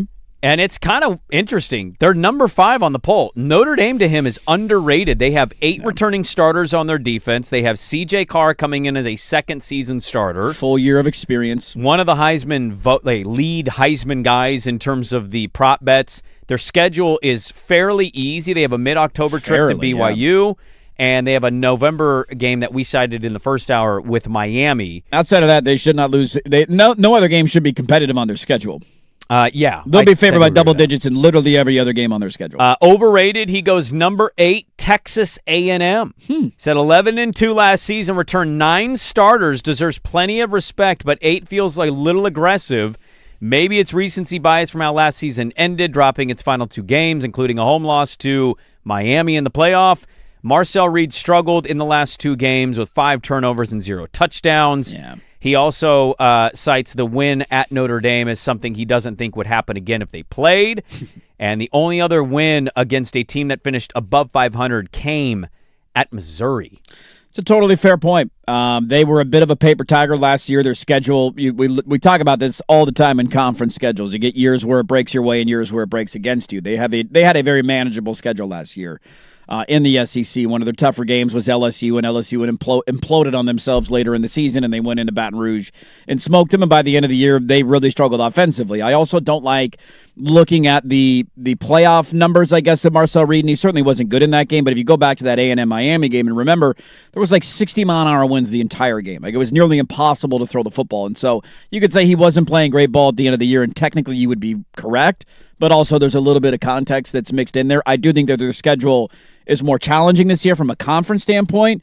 The LSU one continues to be the biggest question for me. He has. So I was going to get to the next one, but I'll get to the one you're mentioning here very quickly. Cody Nagel, who I think does a really good job covering college football for Agreed. CBS Sports and 24/7. Underrated, number 13, LSU. He said, it's fair that voters are hesitant to immediately buy into Lane Kiffin at LSU. Good or bad, there's certain to be plenty of headlines in Baton Rouge. Kiffin has consistently built explosive offenses. He's bringing in Sam Leavitt, and he stays healthy. The Tigers' offensive upside is capable of challenging anyone in the SEC. Also says the top transfer class for LSU only adds to the optimisms. Tiger landed defensive difference makers like edge rusher Prince Will Amunimilen. He's one of the guys getting sued by Ole Miss right now. I don't think I said his name right. I can't remember how to say it either, but he was really good at Ole Miss, He and was they really are good. currently suing him. And their linebacker TJ Daugherty giving their defensive coordinator Blake Baker plenty of talent to have on that side of the ball. They are a trendy, flying under the radar for some. I know radar, quote unquote, but flying under the radar of like, dude, this team might be able to win the SEC. They have that much talent. It's interesting because you can certainly make that argument. Who the hell knows how it plays out? I think if you make that argument, you could also, in good faith, make the argument the other direction. It's a lot of new pieces coming together. It's a challenging schedule. You lose to Clemson on opening night. I know. All hell breaks loose. Because you can have just as much as you have an Indiana. You know the other side of that coin? It's hard to microwave these teams. Yes. Florida State was portal this. everybody in. Now, LSU has a higher level of talent, base level, than what Florida State had. Agree. But it's very difficult to portal a huge chunk of your roster in and be competitive year in and year out. Their defense took a step last year, so we'll see if that continues. They have a very good defensive coordinator. Jordan Seaton will help along the offensive line. He's one of the best tackles in the country. Can I ask a question, though? And I root for local guys. Like, I know ill will towards him. What do we make of Sam Leavitt? Because they go to the playoff 2 years ago. It kind of came out of nowhere at ASU. He transfers from Michigan State because of the Jonathan Smith stuff. He was good at ASU the year they made the playoff, but they were also... It was Cam Scadaboo's team. Like, he carried them that was a year. little bit more of that. And then last year, I mean, we didn't... It was 4 games. I mean, I don't know how Capable they of making the playoff. I mean, Yeah. how do you go above that? You can say, right. could win the national championship. I mean, I guess, yeah, right situation. I think almost any quarterback can if they're... We didn't say that about Mendoza a year ago, Right. so it's totally fair. But that's what people keep saying. Well, and they have Sam Leavitt. And I certainly think he's a above average starting quarterback. I don't know if I have a good grasp on what his ceiling and high end is. It's weird how it linked up like this. You have a comp with the exact same circumstance, and I think we were saying similar stuff.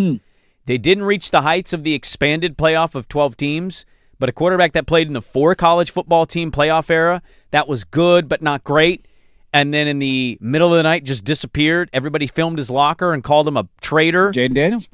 Jaden Daniels went from ASU to LSU. To number 2 overall pick. To number 2 overall pick and Heisman winner. Yeah, that's totally fair. So, like, I'm not saying Leavitt will be what Jaden Daniels was the year he won the Heisman. Mm-hmm. By the way, big stat stuff for that season. But I digress. Yes, he was. It was more of, if Leavitt was in the playoff with ASU, I absolutely buy he can be in the playoff with LSU. Yeah, it's more of a question of just like he's put, and he might prove himself to be worthy of that conversation because, again, a year ago, nobody had Mendoza in that conversation. So anything is possible in college football. I don't know if I'm quite to the point of putting him into this convo about the best of the sport. I think he might be able to play his way into it. I'm not there with him right now. But is anybody doing that? I don't think people are doing that. I think feel like you're conflating they can win the title to he's the best at the position in the sport. I think when people talk about LSU and are buying LSU stock, one of the arguments they use is, and they have Sam Leavitt at quarterback. An experienced quarterback. They got Sam Leavitt coming in. He's top 10 guy. All right, okay. Why is our guy doing our guy so wrong? I'll tell you what I'm talking about next on The Fan.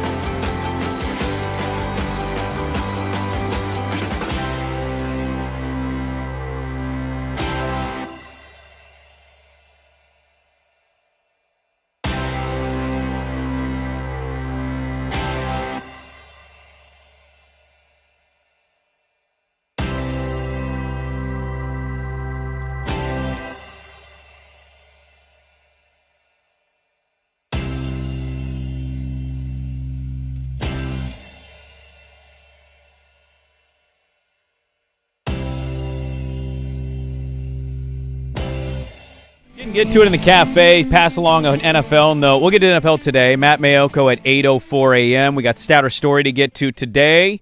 Jalen Walker confirmed torn ACL. That's tough, man. Brutal. Training camp injuries. What do you have? 5.5, 6 sacks, I think, last year. Young guy that you're counting on, and season over.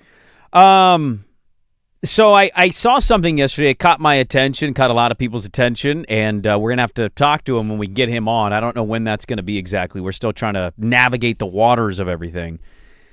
The commissioner of college football released his 2026 playoff prediction chart. Yes, he did. And in it, he does not like your team very much. No, he does not. Nobody's giving us a chance. Josh Pate. So I gotta bring this image up because the ranking you gotta do the image and you gotta zoom in. It's and you gotta, tiny. Yeah. So he puts together his 12-team playoff. His top 4 seeds are Notre Dame, Ohio State 2, Miami 3, Georgia 4. Those are the bye teams. You got Notre Dame and 3 conference champions. Notre Dame plays the winner between his 8-9, which is Oklahoma, and your Oregon Ducks. It'd be a fun little first-round game. So Oregon would be going on the road to Norman, Oklahoma as the 9 seed, right? He switched. Oh, Oregon was the 8, Oklahoma was the 9. Oh, got it. Okay. Oregon was so the 8. Oklahoma would be coming odds, and got it. Okay. Yeah. Either way, it's a fun game. The 2 seed is Ohio State. They would play the winner between 10-seeded LSU at 7-seeded BYU. That'd be fun. Dude, LSU. The Mormons going against Lane Kiffin? What would happen in Provo, Utah? What do you mean? If LSU fans invaded their city? There'd be some weird children created. That's some weird stuff going on there, man. A Cajun Mormon? You closed the bars down already? What are you talking about? You read the good book with the Cajun accent? Can you buy booze in Provo? I don't know. That needs to happen. I think they're importing. Is what you I think have is to. You got to travel with, right? The 3 seed. The one hotel we would stay at. Yeah, when you went to BYU. We went, there was a hotel bar with there. Booze? What time would the bar close? 11 p.m. Oh, that's not going to get the job done. Hammered by 10:15 p.m. That's not good. 3 seed Miami takes on the winner of 11 seeded USC. Okay. And 6 seed Texas. USC at Texas would be a really fun game. That is a great game, an 06 flashback. And then 4 seeded Georgia takes on the winner of Boise State at Indiana. Okay. So Indiana, the 5 seed. Correct.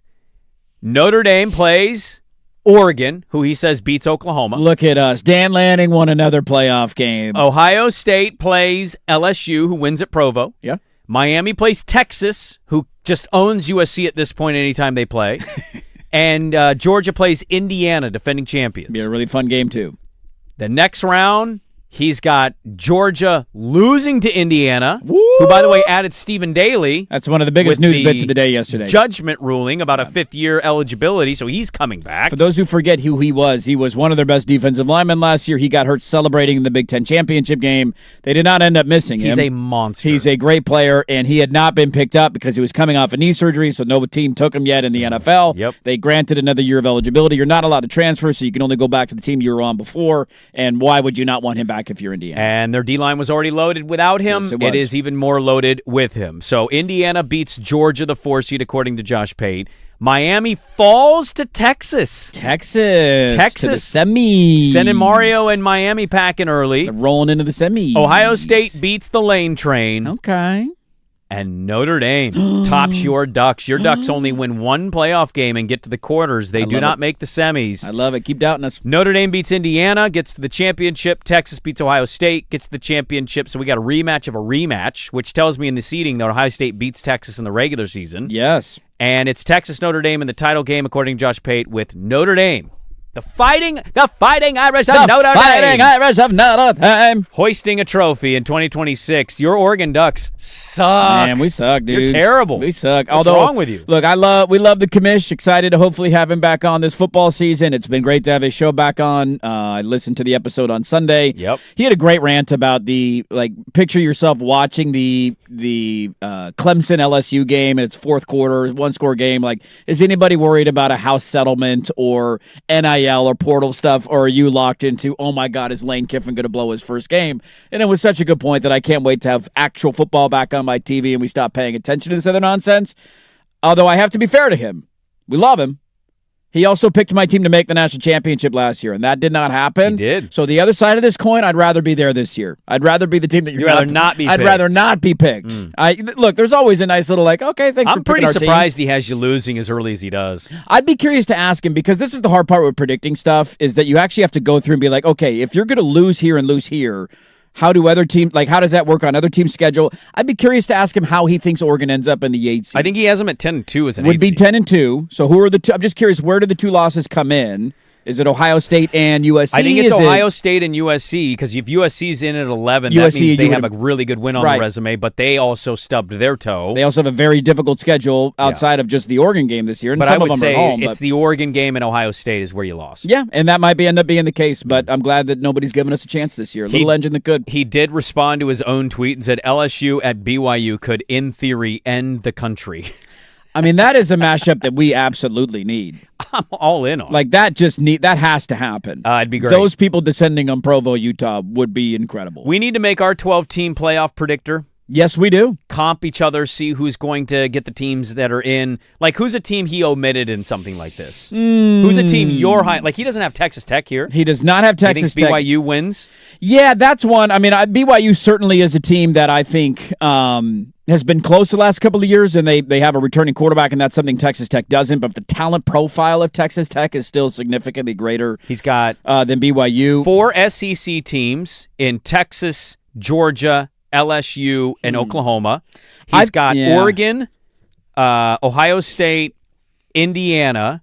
So he's got 3 Big Ten teams. Yeah. He's got 1 group of 6, 1 ACC. It's pretty chalky. It's a pretty chalky college football playoff. Notre Dame is adjacent. It's ACC/independent, and then 1 Big 12 team. Because if you're looking at just the coaches poll in the top 12, almost every team sans Oklahoma, I think, and Texas Tech and Alabama are the only 3 that aren't in there. BYU's not in there. If you just look like the top 15 teams Yeah. in the country, right? Like there's only 3 of the top 15 that he doesn't have in. So that's a unique one for me. The one that I continue to circle just because of their schedule and who they're playing, the Penn State one is fascinating. I think there was a good base level of talent there. They brought a lot of experienced guys with them who have played in their systems for a long time. They have a starting quarterback, and oh, by the way, their schedule is cake.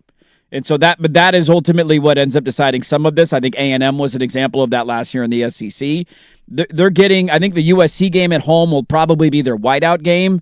You win that game, look at the rest of the schedule. Do you see 2 losses on there? Because I don't know if I do. Cody Nagel puts overrated number 17 Penn State. He says Matt Campbell couldn't ask for a much friendlier schedule in his first season at Happy Valley, but that doesn't guarantee Penn State takes advantage. Campbell brought 24 players from Iowa State, but the bigger concern is the talent that followed James Franklin to Virginia Tech. Quarterback Rocco Becht is an upgrade at the most important position, but the Big Ten landscape much different challenge than what he faced in the Big 12. Campbell has proven he can build a winner, and Penn State has plenty of resources, but expecting an immediate jump into the top 20 might be asking a lot. Yeah, and I don't even think it necessarily has to mean that they're one of the 20 best teams in the country. That's the funny part about this. Well, but if you're talking about playoff, I don't think it means you're one of the 12 best teams in the country to make the playoff. I don't. What's the first? Okay, answer me this, because I didn't think Indiana was 2 years ago. Indiana was not one of the 12 best teams in the country, but they weren't 20th. Maybe not 20th, but I don't think they were. What's the lowest ranked team that's gotten in? JMU. You're right. It is JMU. Well, I guess a not Sands group of 6. Group of 6. Where was Miami when they got in? Were they 13th? Just outside of the top 12. Yeah, and then they had to jump in the last rankings. So they ended in the top 12. So if you're 15 or up, you're not getting in.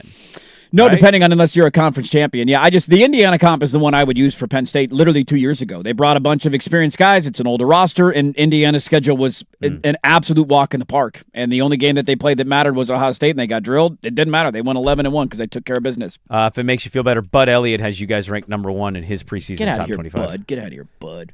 Okay. Nobody wants you, Bud. Let's get out of college football conversation. It's fun to have rankings to pontificate over and say who's going to go where and is that team ranked too high or too low. Let's pivot to the NFL. Is the substation theory in Santa Clara a real thing? Because I think players are buying it. What is happening? We'll talk a little NFC West. Seahawks were on Hard Knocks last night. Matt Mayoko, NBC Sports Bay Area, kicks off hour number 3 on 105.1 The Fan. It's time for Who's Stinking It Up. Woo! Do not should go in there. A sports lowlight, ripped from the headlines. We couldn't do diddly poo. Brought to you by Three Mountains Home Services. Schedule your appointment online at threemountainshomservices.com. That is hammered right field. Nico out of here. Home run for Horner. It's 5-1. John Shambi, Marquee Network, Cubs TV, Nico Horner. Home run versus the Dodgers. Doyers beat Tarek Skubal in his first appearance. They win the game 5-1. 5 straight losses for the Dodgers, tied for their second longest losing streak. In the last 7 seasons, that's their longest? I think we've had 7 5-game losing streaks in the last 5 weeks in San Francisco this year. The interesting part about it is that home field advantage is still up for grabs in the National League. The Cubs are in the mix. The Braves are only, I believe, a game back. They got a shot at it. Did we, by the way, double dip the Dodger chip in reports today? No. Didn't we play this? Oh, no. Screwball was Cafe. Okay. That was Cafe. Fair enough. You turned your mic on like you had a take to give. Is it you about were the just Timbers since we're talking about the Dodgers? The T2 game last night? Yeah. They got the 5th worst bullpen ERA in the last month. Shut up. I feel so bad for you. Tough life you live over there. Who's stinking it up? You know what? It's Swag. Jason Swigart. It's Swag today. Stinking it up over there. He's stinking Ruined it my up. evening yesterday. Shut up about the sun. Shut up about the Brought sun. to you by Three Mountains Home Services, who want to make sure your AC is working smoothly. It's a hot one, as Rob Thomas would say. And Three Mountains Home Services have a tune-up special for just $89. 3 Mountain certified techs are ready to help you beat the heat. Book your appointment today at threemountainhomeservices.com. Hey.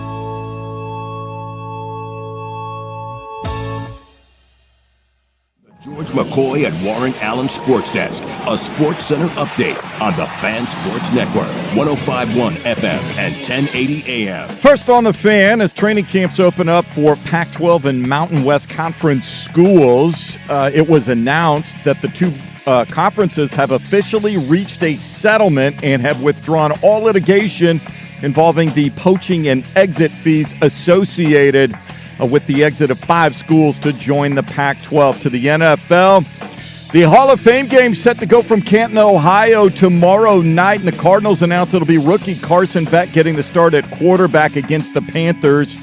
Jacoby Brissett not scheduled to play. They know what he can do. Falcons got bad news. An MRI this morning confirmed it is a torn ACL suffered by second-year linebacker Jalen Walker after he was carted off the practice field Tuesday. Jason Swigart from the George McCoy at Warren Allen Sports Desk. Don't call your mom. Call George McCoy at warrenallen.com. This is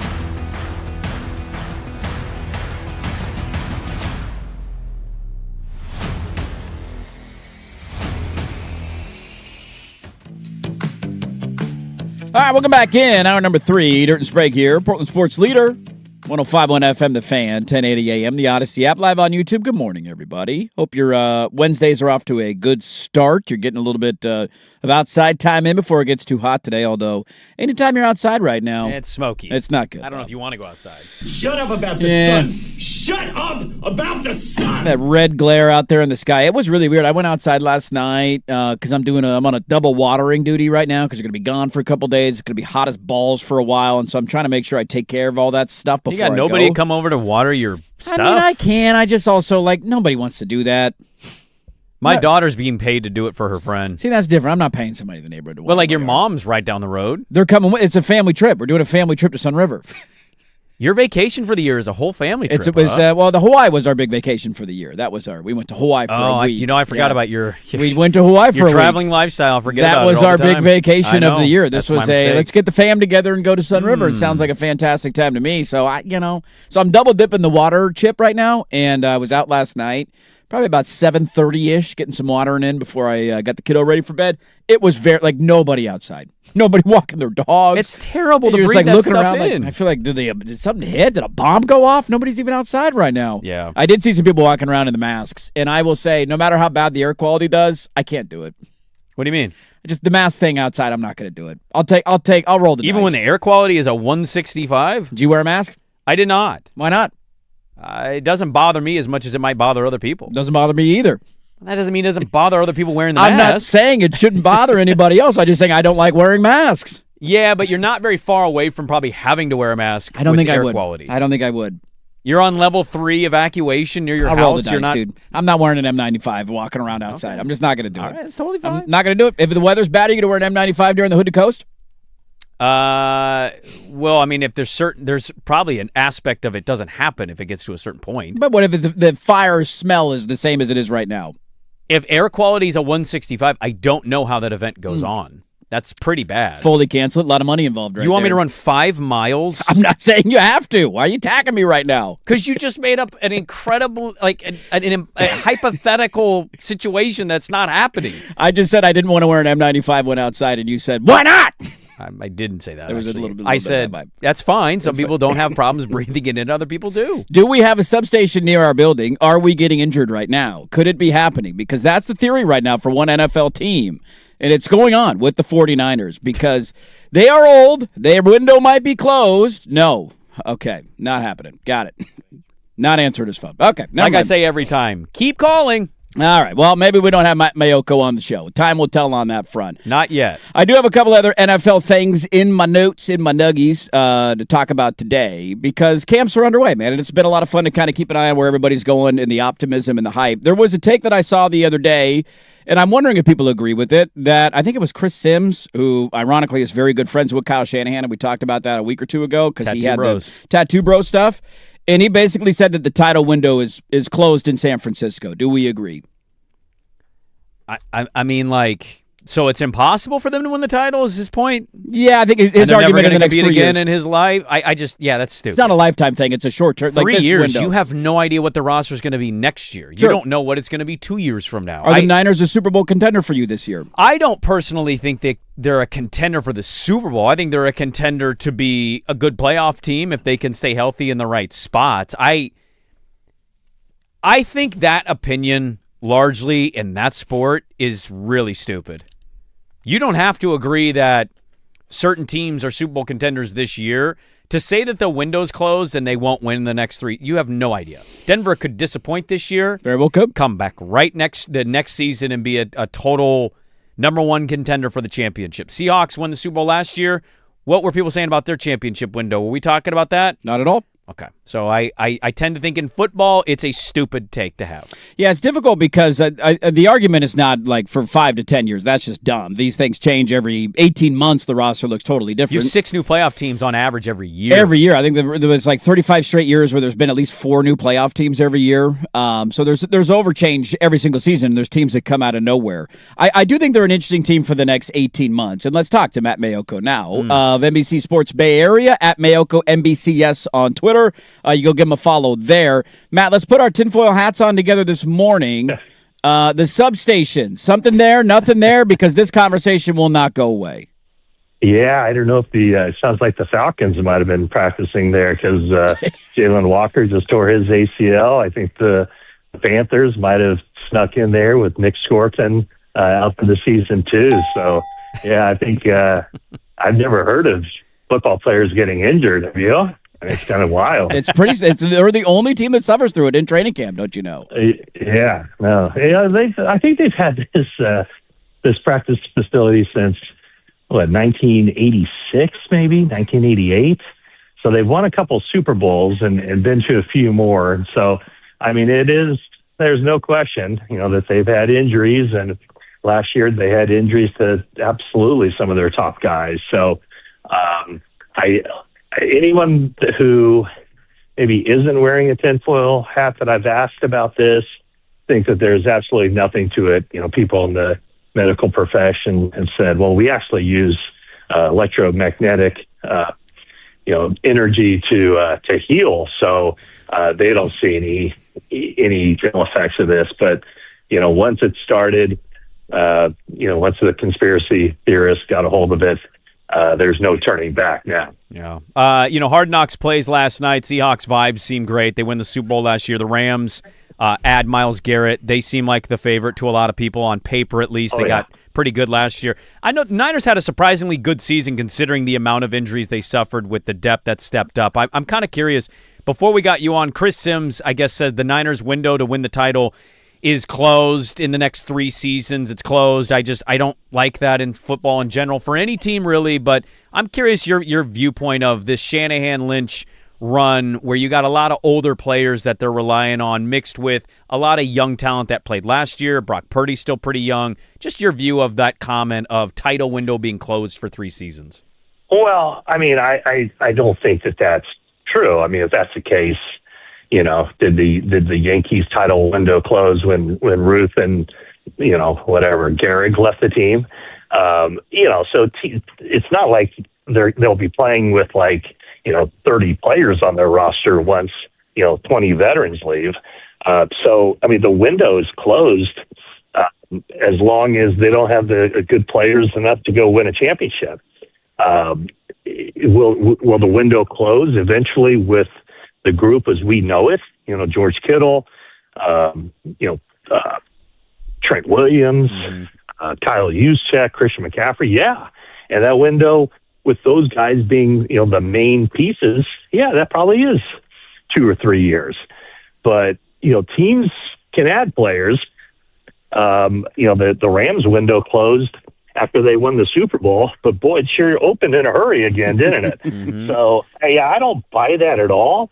But I think the way to word it would be that the window with this current group of veteran players, that clearly is closer to the finish than it is to to the starting line. Yeah, it doesn't mean you can't restart over, right? The especially with a young quarterback, right? A guy who's not going anywhere seemingly for years to come. Matt Mayoko, our guest, NBC Sports Bay Area, at Mayoko NBCS.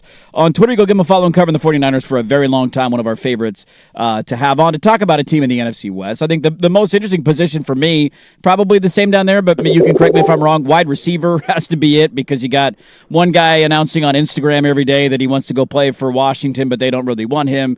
You got a first-round pick who's going to be out now likely for the entire season. You've added talk about a closing age window, right? A veteran wide receiver who went through an injury for the first time in his career last year. And then, oh, by the way, Deebo Samuel back in the fold. What do we make of this, everything going on at wide receiver, and how good do you think they'll be there this year? Well, I think they'll be significantly better wide receiver than they were a year ago. Last year, that was not a good group at all. Juwan Jennings, he was their top guy, and he's the number 3 with the Vikings now, and he was banged up too. Ricky Pearsall was a good player when he was on the field. Unfortunately for him and the 49ers, you mentioned he's out for the season now. He's going to have knee surgery.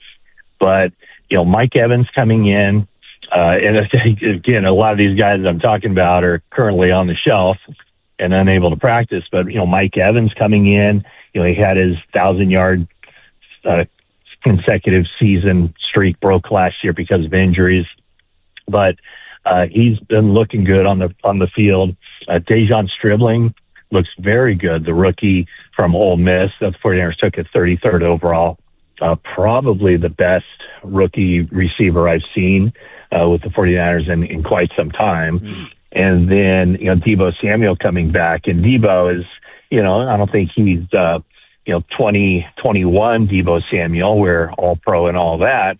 But he still put up 700 yards receiving last year. And the 49ers don't need him necessarily to be that guy that he was in those seasons when he was kind of the identity of the offense. But, they do need a reliable number 3, 4 guys. So I think the wide receiver position, at least from early in training camp, looks significantly better than it was a year ago. And a year ago, somehow that team made the playoffs and went on the road and beat the Philadelphia Eagles. Yeah. The Kyle Shanahan story, an odd one. I'm just curious, what you have followed up and found out involving the Kyle Shanahan crash, the odd thing of, when it happened, Mike Florio calling out media. It was just a very, very bizarre story to find out about the accident. It wasn't his fault. Then, actually, it was his fault. He admitted to it. What did you make of the whole story, and where does everything sit right now with Kyle Shanahan post the car accident?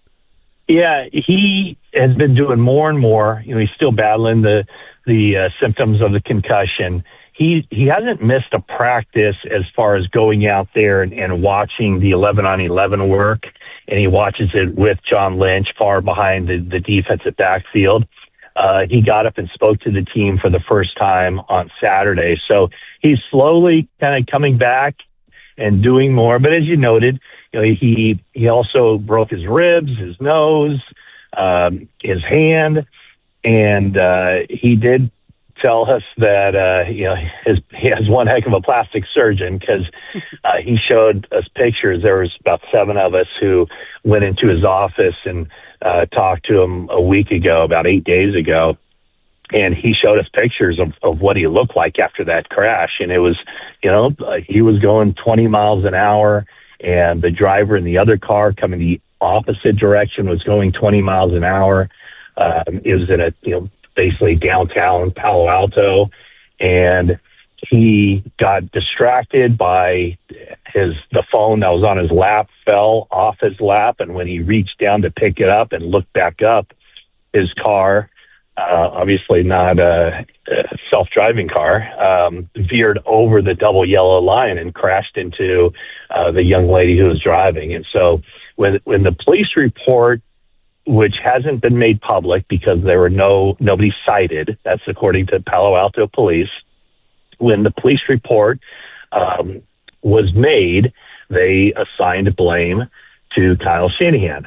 However, when the elements of that police report were basically transcribed into the California database of collisions, on the drop down box, they assigned blame to the wrong driver. And so when that information came out, Kyle he said that he was crushed when he saw that the other driver, identified as a 21-year-old, when that person was assigned blame, that's when he called some of the media members into his office to take full responsibility for it. So, the people who are saying the 49ers are covering this up or Shanahan's covering it up, well, that's the worst cover-up I've ever heard, to have somebody call reporters into their office to take blame for something. So, but he's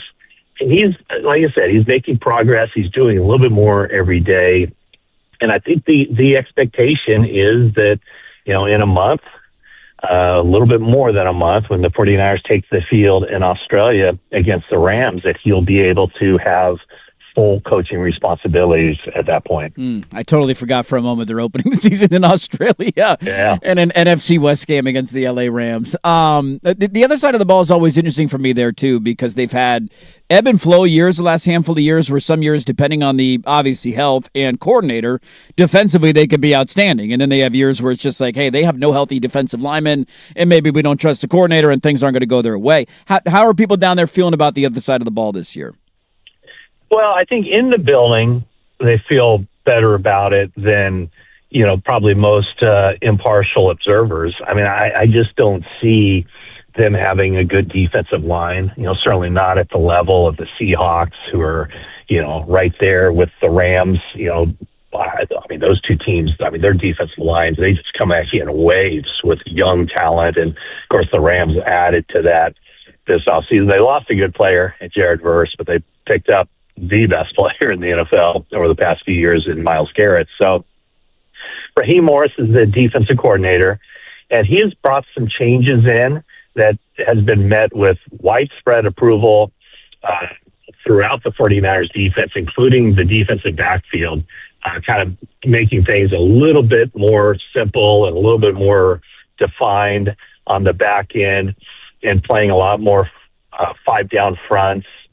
So it's going to be different, and I think the 49ers are going to have to do some things, because when I look at they're going to schematically, tactically, they're going to have to get this thing figured out, because that they have Nick Bosa, who missed almost all of last season with an ACL, and he's been cleared. He hasn't practiced 11-on-11, but he's working daily and looks to be very much on target to play football this season. No question that he'll be ready to play week 1. But, when you look at that pass rush, who do they have? I mean, it's Nick Bosa. And then who else? A bunch of question marks. Mm-hmm. They did go out and get Osa Odighizuwa from the Cowboys. He's a defensive tackle who put some pressure, apply some pressure on the inside. They drafted Romello Height from Texas Tech in the 3rd round, but they just don't have proven pass rushers in the NFL. So to me, that's where, if you just look at it position group by position group, their defensive front is far behind the Rams and Seattle in that area. How would you stack up the NFC West? I think right now it's kind of, I bet if you ask 10 people, they'd probably all tell you the same thing. I think it's, on paper, and not to give any disrespect to the defending Super Bowl champs, because they were clearly the best team last year and playing their best football at the right time. But I think on paper, heading into the season, it's pretty clearly the Rams, pretty clearly Seattle, and then probably a little bit of a drop-off, a little gap in between, and then the 49ers. But yet, I still think, even though the 49ers on paper right now look like the 3rd best team in the NFC West, I think there's a strong chance that they could also be the 3rd best team in the NFC, period. Yeah. It was almost the case last year, wasn't it? I mean, the NFC West was loaded. Yeah. Matt Mayoko, he's great. Been covering the 49ers for 32 years at Mayoko MBCS on Twitter. Go give him a follow. We always enjoy the insight. Appreciate the update on what's going on in camp, and hopefully we can do this again soon as we get closer to the start of the year. I appreciate it. And I'm also have a YouTube channel as well, so check that out. It's Matt Mayoko NFL. So I talk daily about the 49ers. So, yeah, it's always an interesting team to cover, and I appreciate you guys reaching out to me, as you always do. Perfect. Thank you, Matt. Great stuff from down in the Bay Area covering the 49ers. And let's stick in the NFL, shall we? Let's talk a little bit about the NFC West, because the wide receiver position group is an interesting one for me there. Pearsall's out for the year. Ayuk is, I don't know what's going on there. He's trying to tease a reunion now. He's what? like, San Fran, you want to run it back with your old guys? No, I don't. That sounds okay. Debo did just do the reunion. And then, oh, by the way, Mike Evans, what are you getting out of Mike? Is he good? Is he? When he plays, he's really good. He's really good. He's out of camp right now. Right. And is he still going to be really good when he plays? So let's chat a little about the NFL, some updates out of some camps around the league, and we'll get to that next at 105.1 FM The Fan.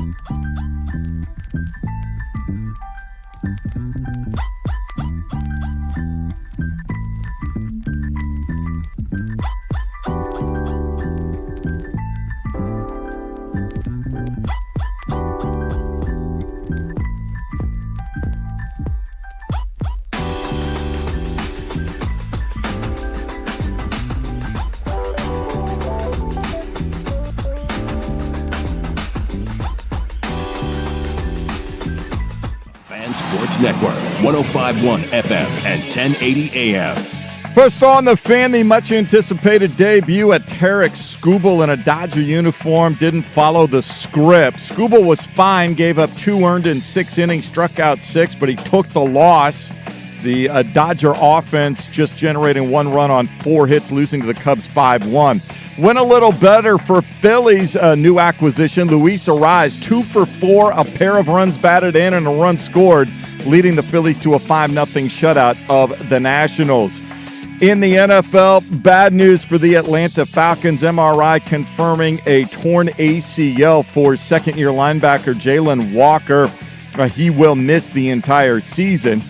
The Hall of Fame game set to go in Canton, Ohio tomorrow night. Arizona Cardinals announced rookie Carson Beck will get the start at quarterback. They will sit their number 1 guy, Jacoby Brissett, to avoid the risk of injury. Jason Swigart from the George McCoy at Warren Allen Sports Desk. Don't call your mom. Call George McCoy at warrenallen.com. This is the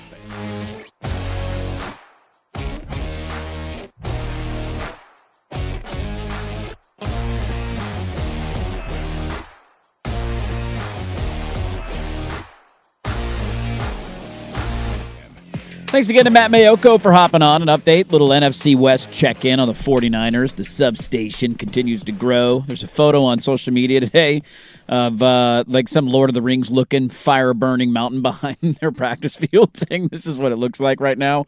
It's a growing storyline. My only question would be, like, I don't think there's any truth behind it leading to injuries, of just the player morale aspect of it. Because the more guys get banged up, the more they talk about it inside the locker room of, like, this is a thing. Oh, there's people that have admitted out loud. Milwaukee's finest, Kendrick Bourne, basically said, like, there are players that legitimately believe it now in the locker room. Now it's bad luck. cursed. It's a jinx, I'm not signing there. It's a cursed practice suit. I don't want to go play. Like, it just, that becomes a thing, whether it's real or not. It does become a thing that you think about and takes some mental time. When everybody looks at the NFC West, is Matt Mayoko right? It's an easy 1, 2, 3, 4.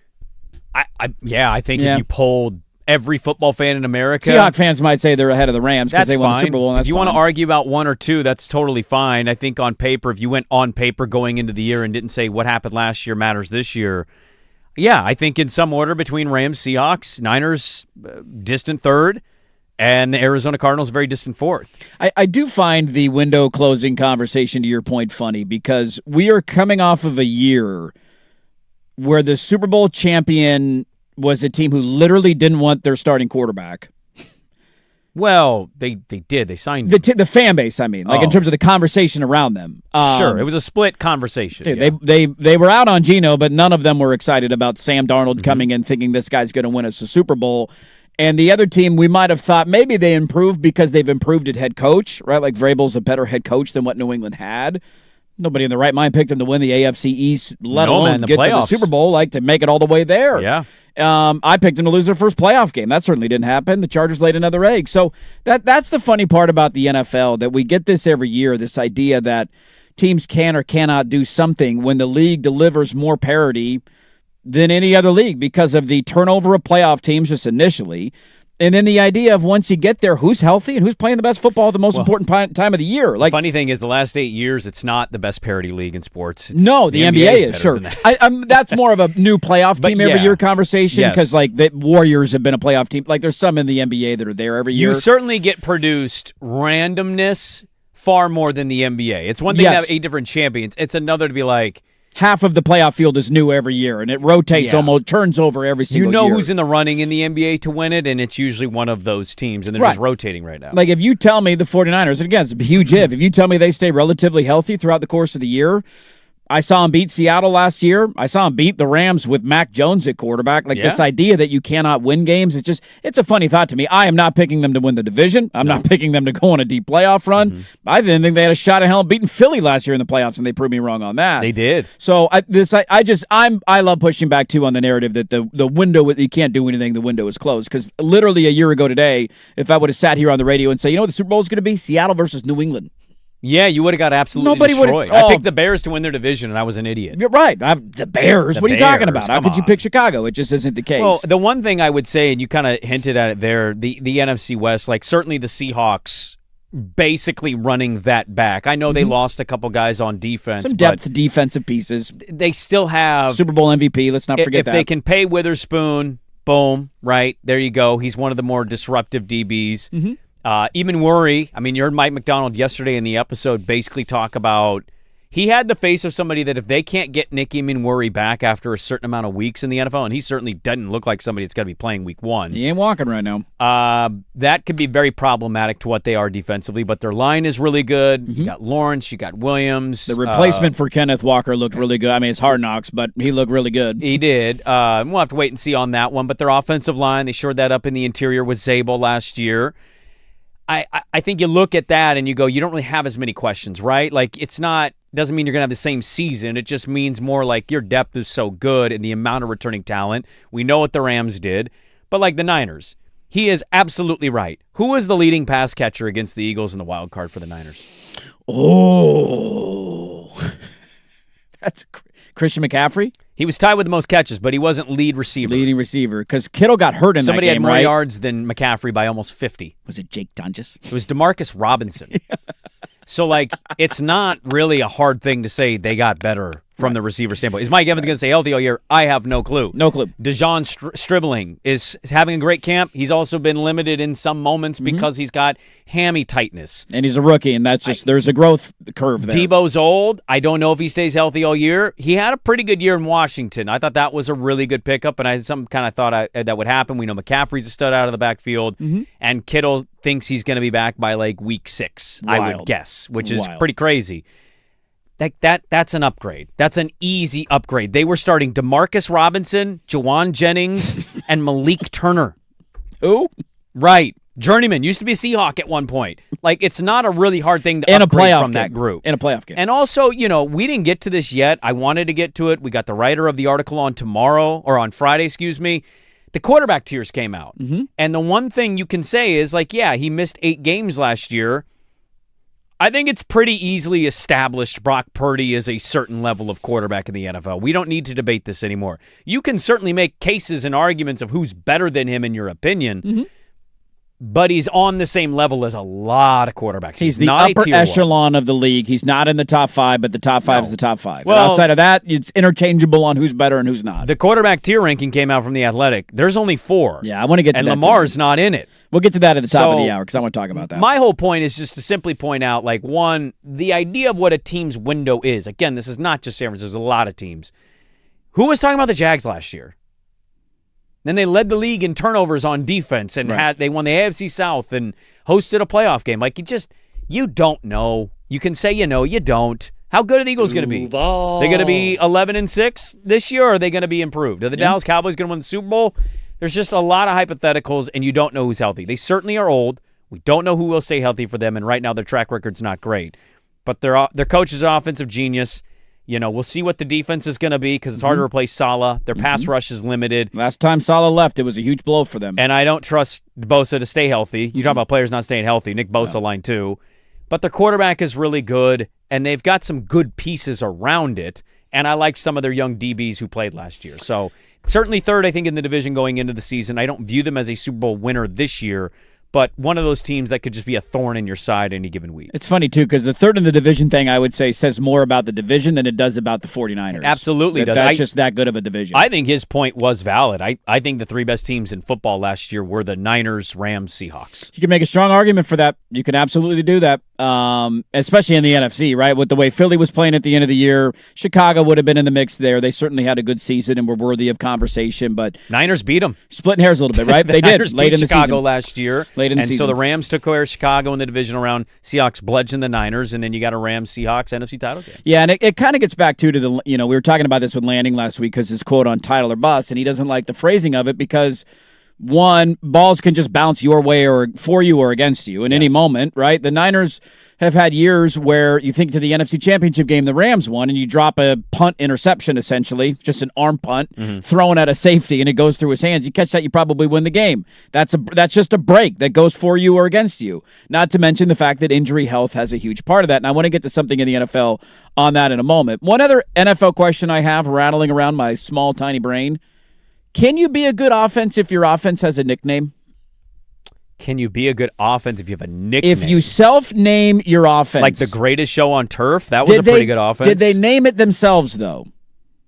Or was that a media creation? I don't know who came up with the greatest show on turf. I think that was a media creation, but I might be wrong. I was very young when that happened. Trying to think of another one. What about the Dirty Bird Falcons? That's not bad. They were good. They got to the Super Bowl. Because there's a team out there that's named their offense. Do you know who that team is? No, I don't think I saw this. We have a name. We have an offensive name out there in the NFL. Let me look up who named the greatest show on turf. Yeah, find that out for me, because I'm curious if that was... I don't think that's a pretty bold thing to say. I don't think that came Kurt about. Warner bagging groceries to we're the greatest show on turf. I don't think Kurt Warner would have been the one doing it. It might have been Marshall Faulk. I mean, I don't know. We have a quarterback naming his offense.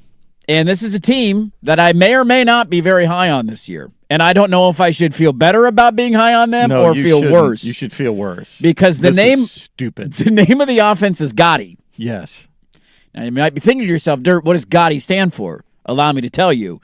It is the greatest offense there is. The Gotti? The Gotti. The greatest offense there is.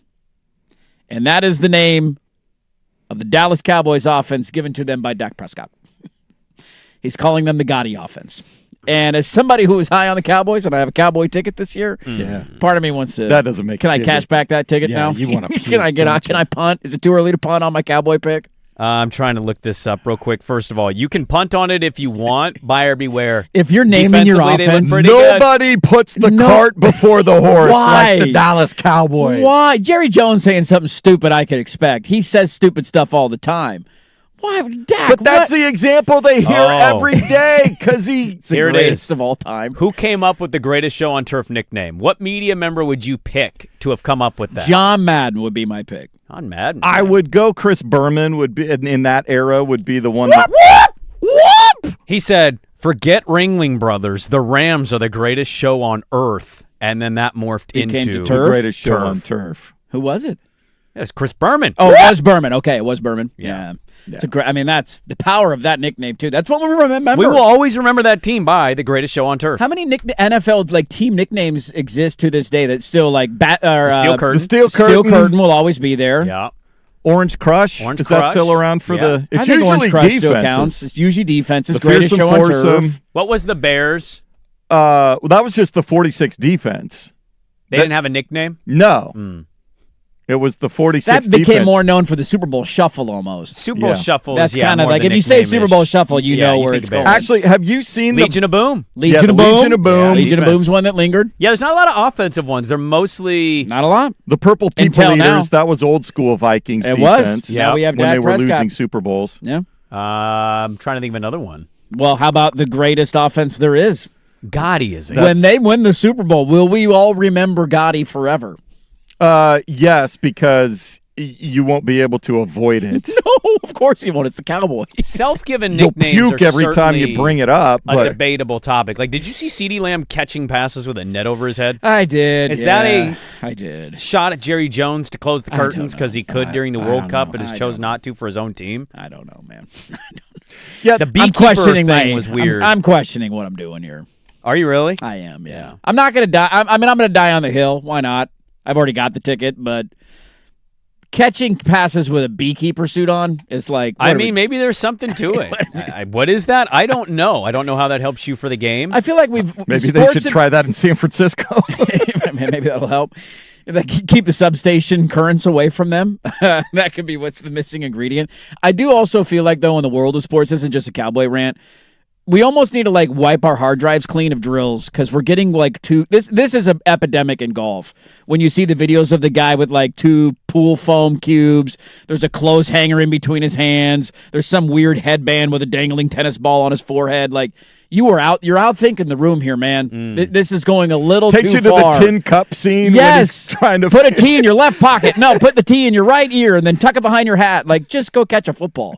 Well, everybody's coming up with new ways. You'll have to have a so. new way to do it because the old way is it not getting it done anymore? Well, just catching a ball off the jugs machine doesn't do it for you. I think they're trying to spice it up a little bit. You got to get it kinky in the practice maybe. fields. The kinky training camp era, is that what we're in right now? I have some other NFL audio I want to get to next, and that being, are we not talking enough about this team?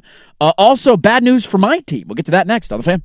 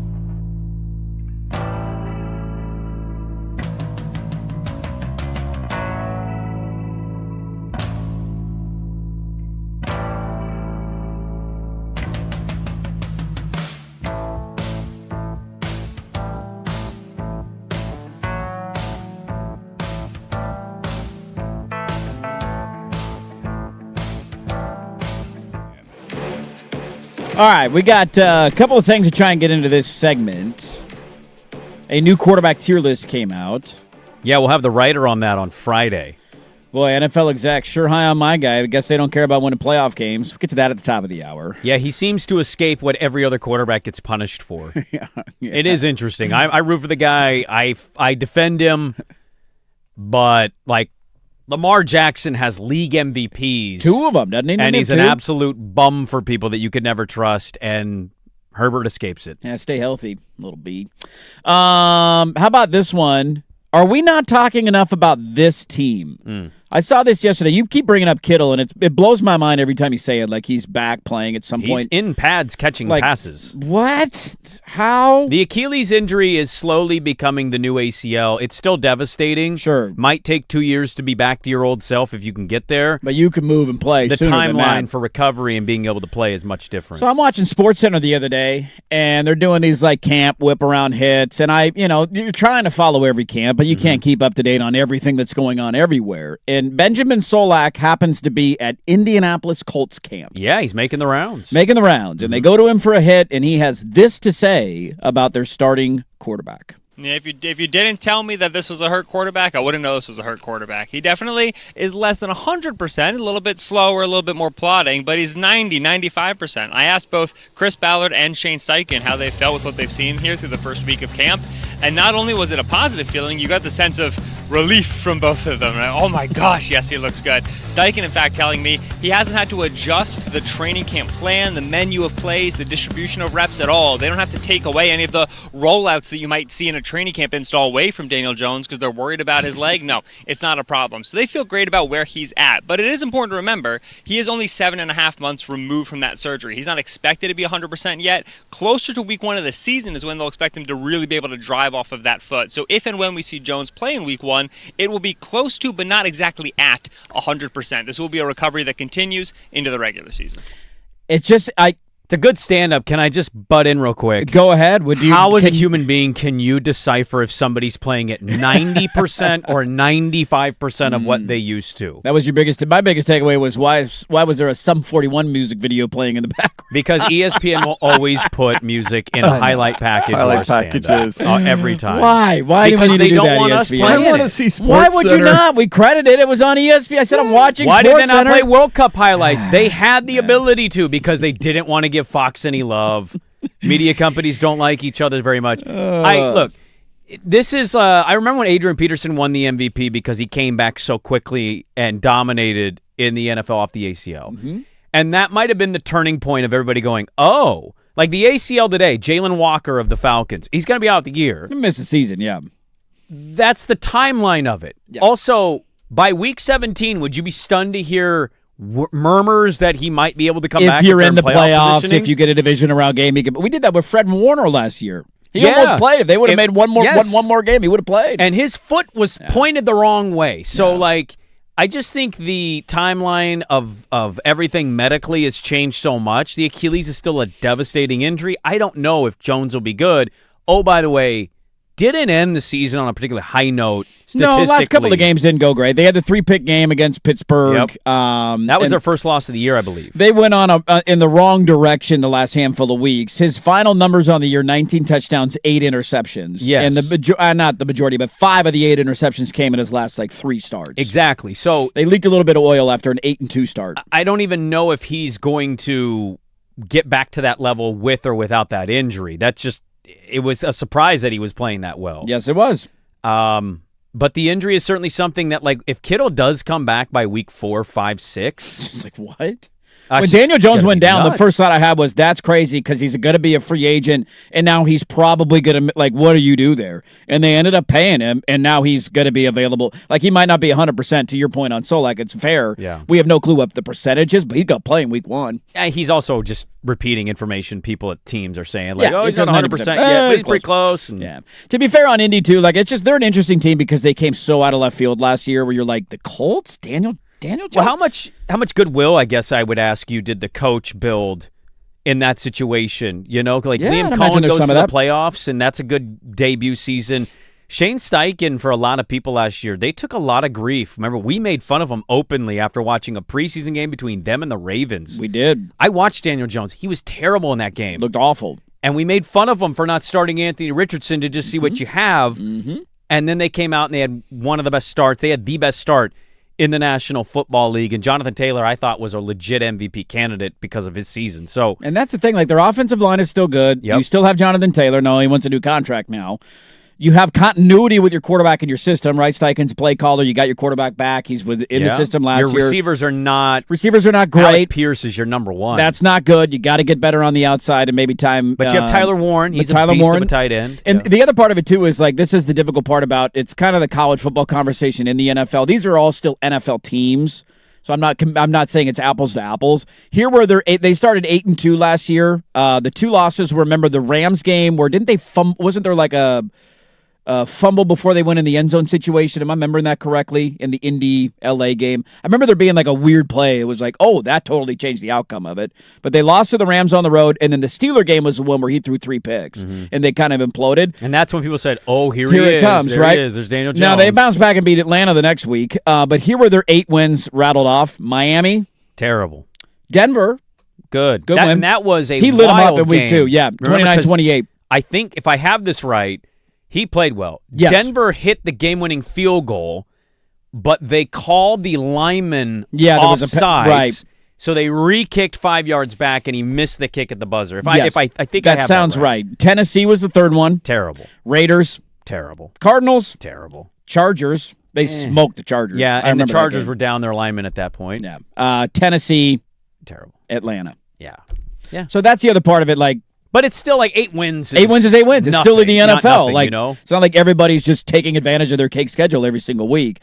Just a thought. Daniel Jones likely going to be back. I'll save my fun with audio for the final hour because I did have a good chuckle seeing something yesterday as somebody responded to something that was said. Mm-hmm. Before we do that, though, not great news out of Eugene, Oregon yesterday. Our friend Ryan Clark of the Oregonian covering the Ducks reported that, remember, Rashad Samples, their running back coach, got a DUI. I think that was reported right around the spring game, if I'm not wrong. It happened in April. I remember the news breaking somewhere around the spring game. Are you sure you have that right?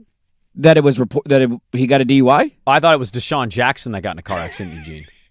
So here's the update on the story. You want $2,000? He was. Tickets? The video came out. Don't send this to my boss. He backed into a parked car. He was slowly backing away. Slowly backing out in a parking lot. He backed into a parked car, and a conversation transpired about the person who got their car hit. Well, he actually left. He left the scene, yes. They chased him down. They followed him down. And, asked him and said, hey, what is your name? And Rashad Samples told the person his name was Deshaun Jackson. And then immediately begged the guy to not tell his boss, Dan Lanning, let's not make this a thing. How do I make this go away? Tickets? I got tickets. And then I loved Samples coming out through his attorney. I give tickets away all the time.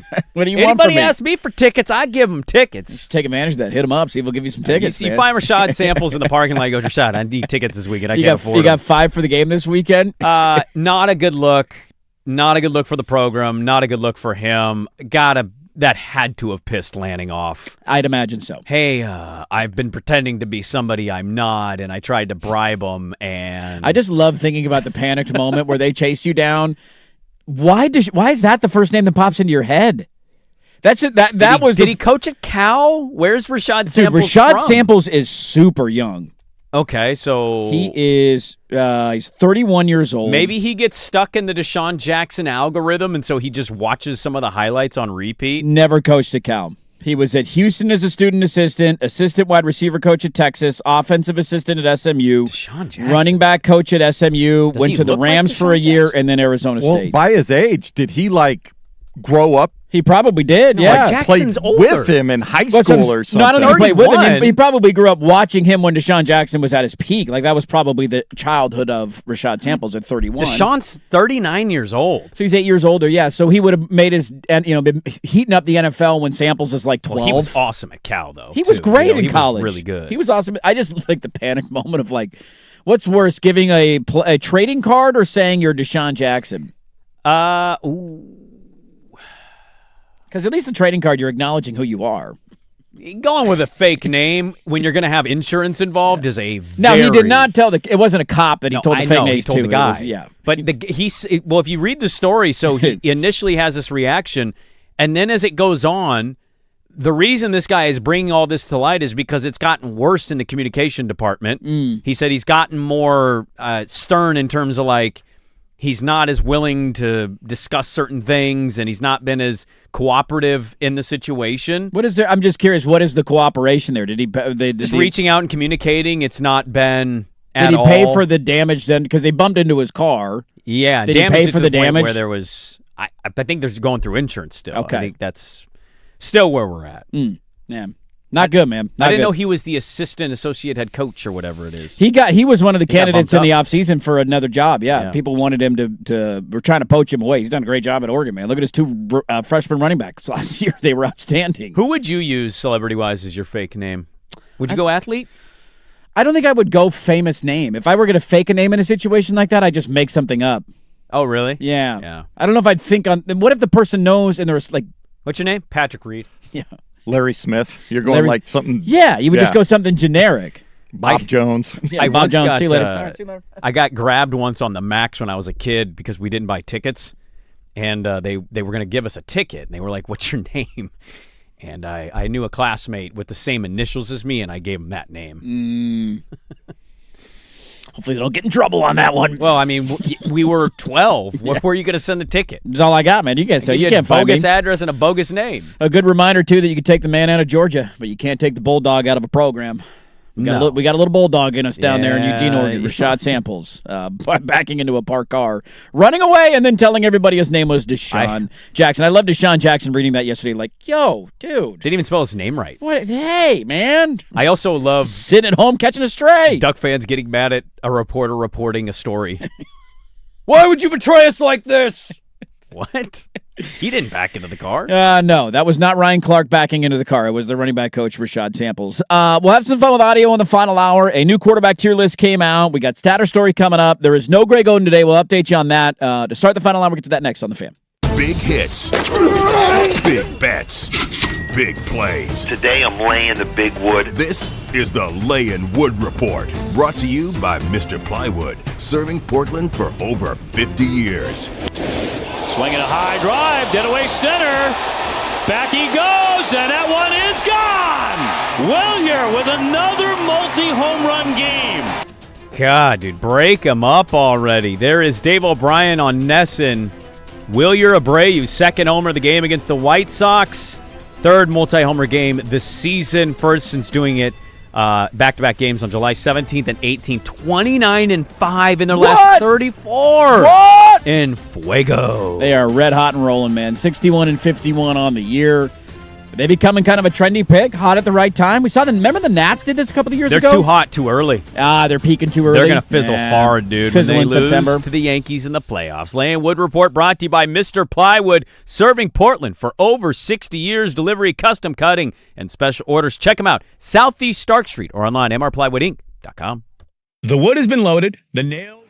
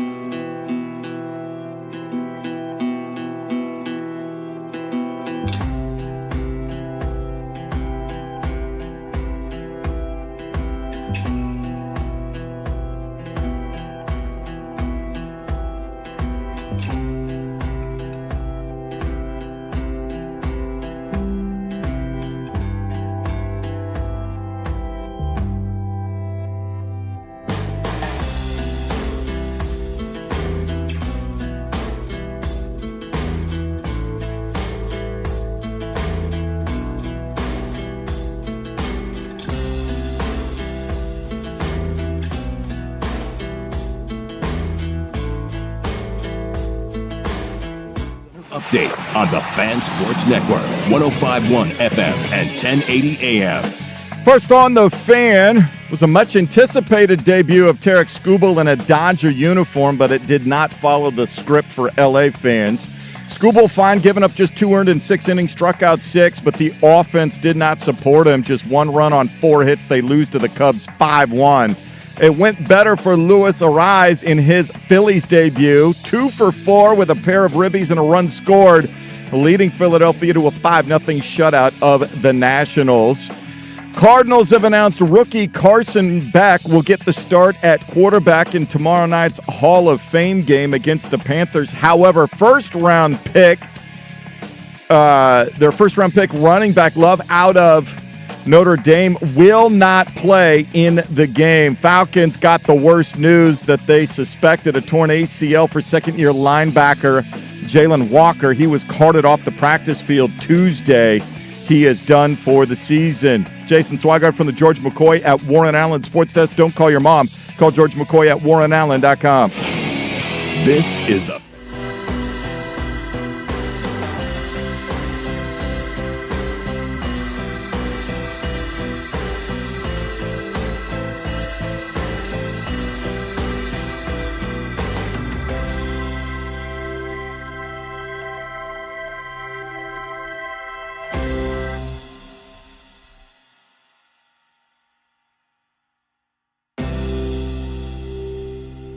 This final hour to Sprague, your Portland sports leader, 105.1 FM, The Fan, 1080 AM, the Odyssey app, live on YouTube. Good morning, everybody. That's good right there. Yes, it is. We got a lot to get to in the final hour of the radio program. A new quarterback tier list. Nothing gets us to yell more than a quarterback tier list. We'll get to that in a moment.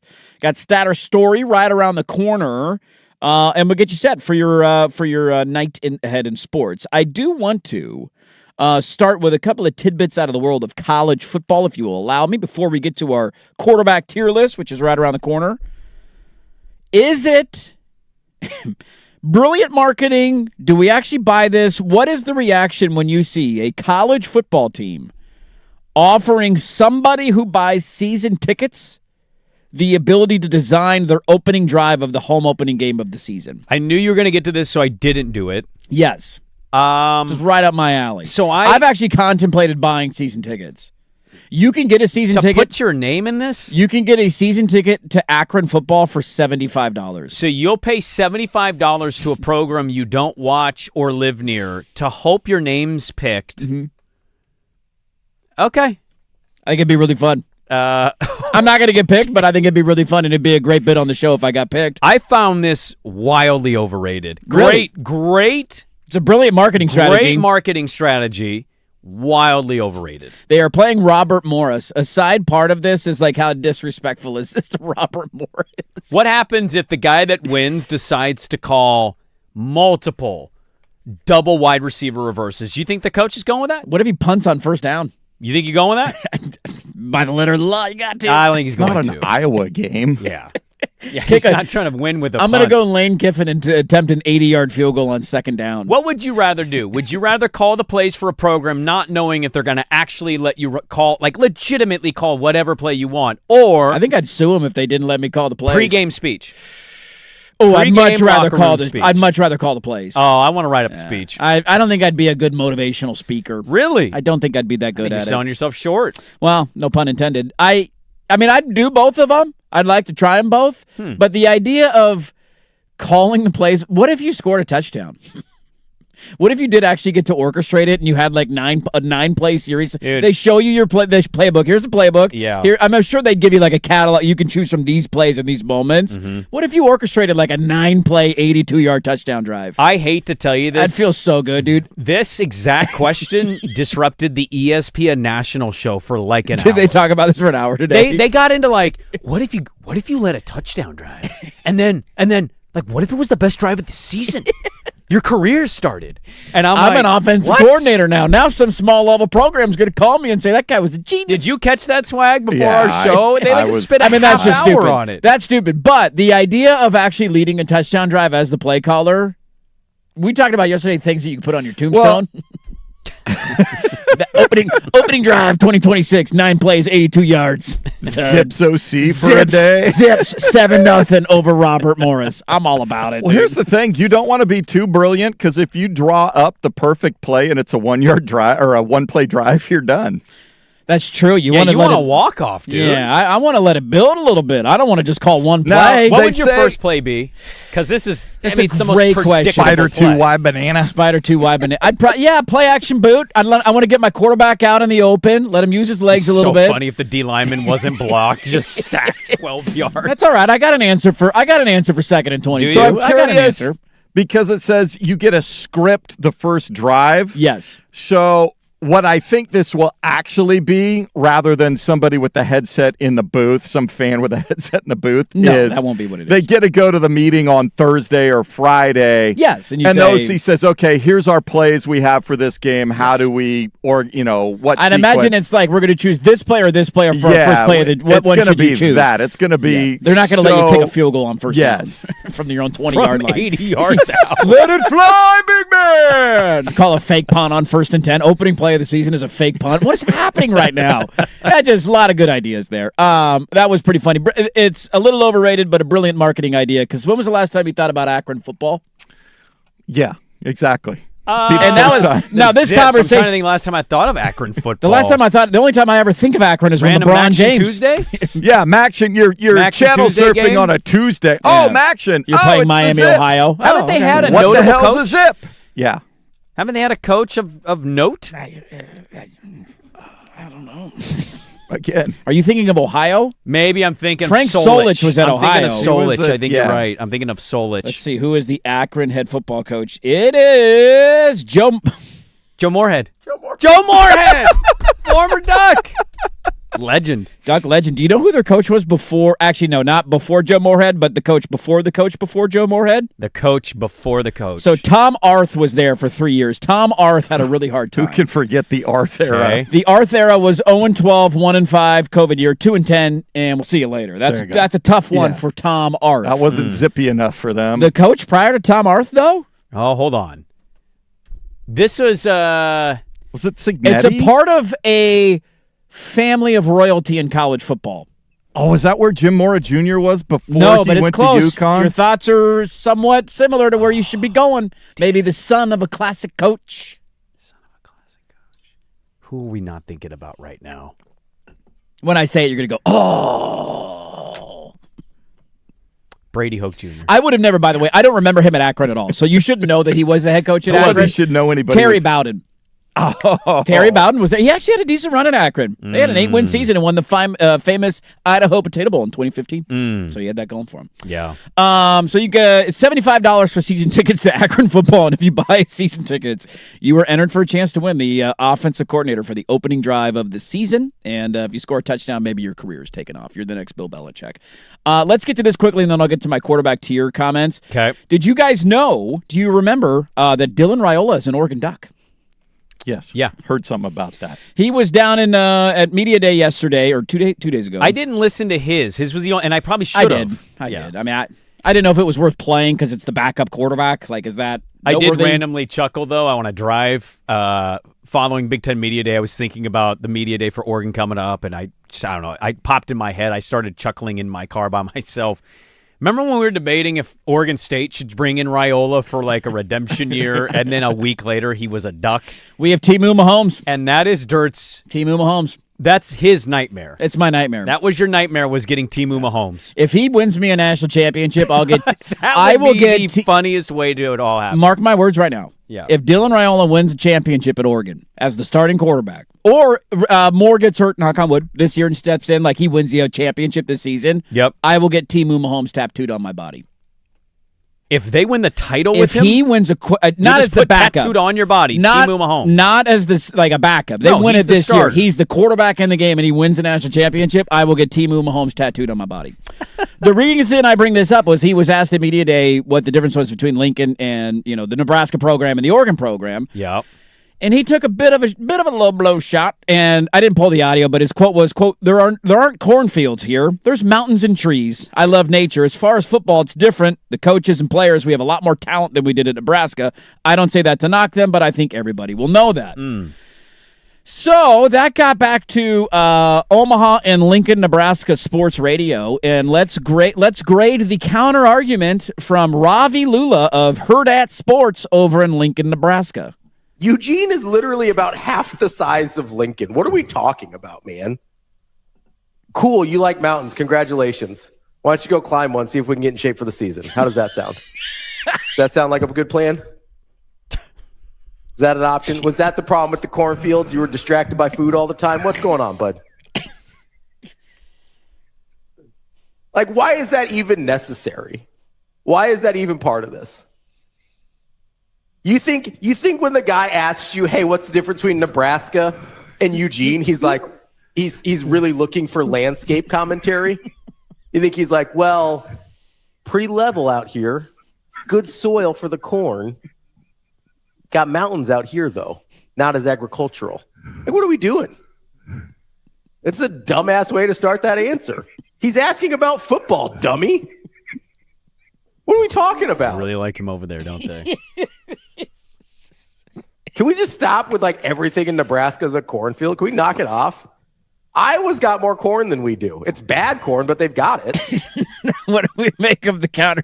That was a pretty fun. Is, the opening salvo of what are you going to run up a mountain to get in shape for the season? That was a line, dude. Because one of the things about him in his time in Nebraska was he got a little pudgy. He was a little big, a little large and in charge. And now everybody's raving about his speed numbers and his splits of 10 yards, 20 yards, and how much more in shape he is this year. That was a pretty funny counterpunch right there. You fat ass. Is that why you were so out of shape over here? He did not leave them. Woo, buddy. I think it's pretty documented. I don't think they liked him at all while he was there.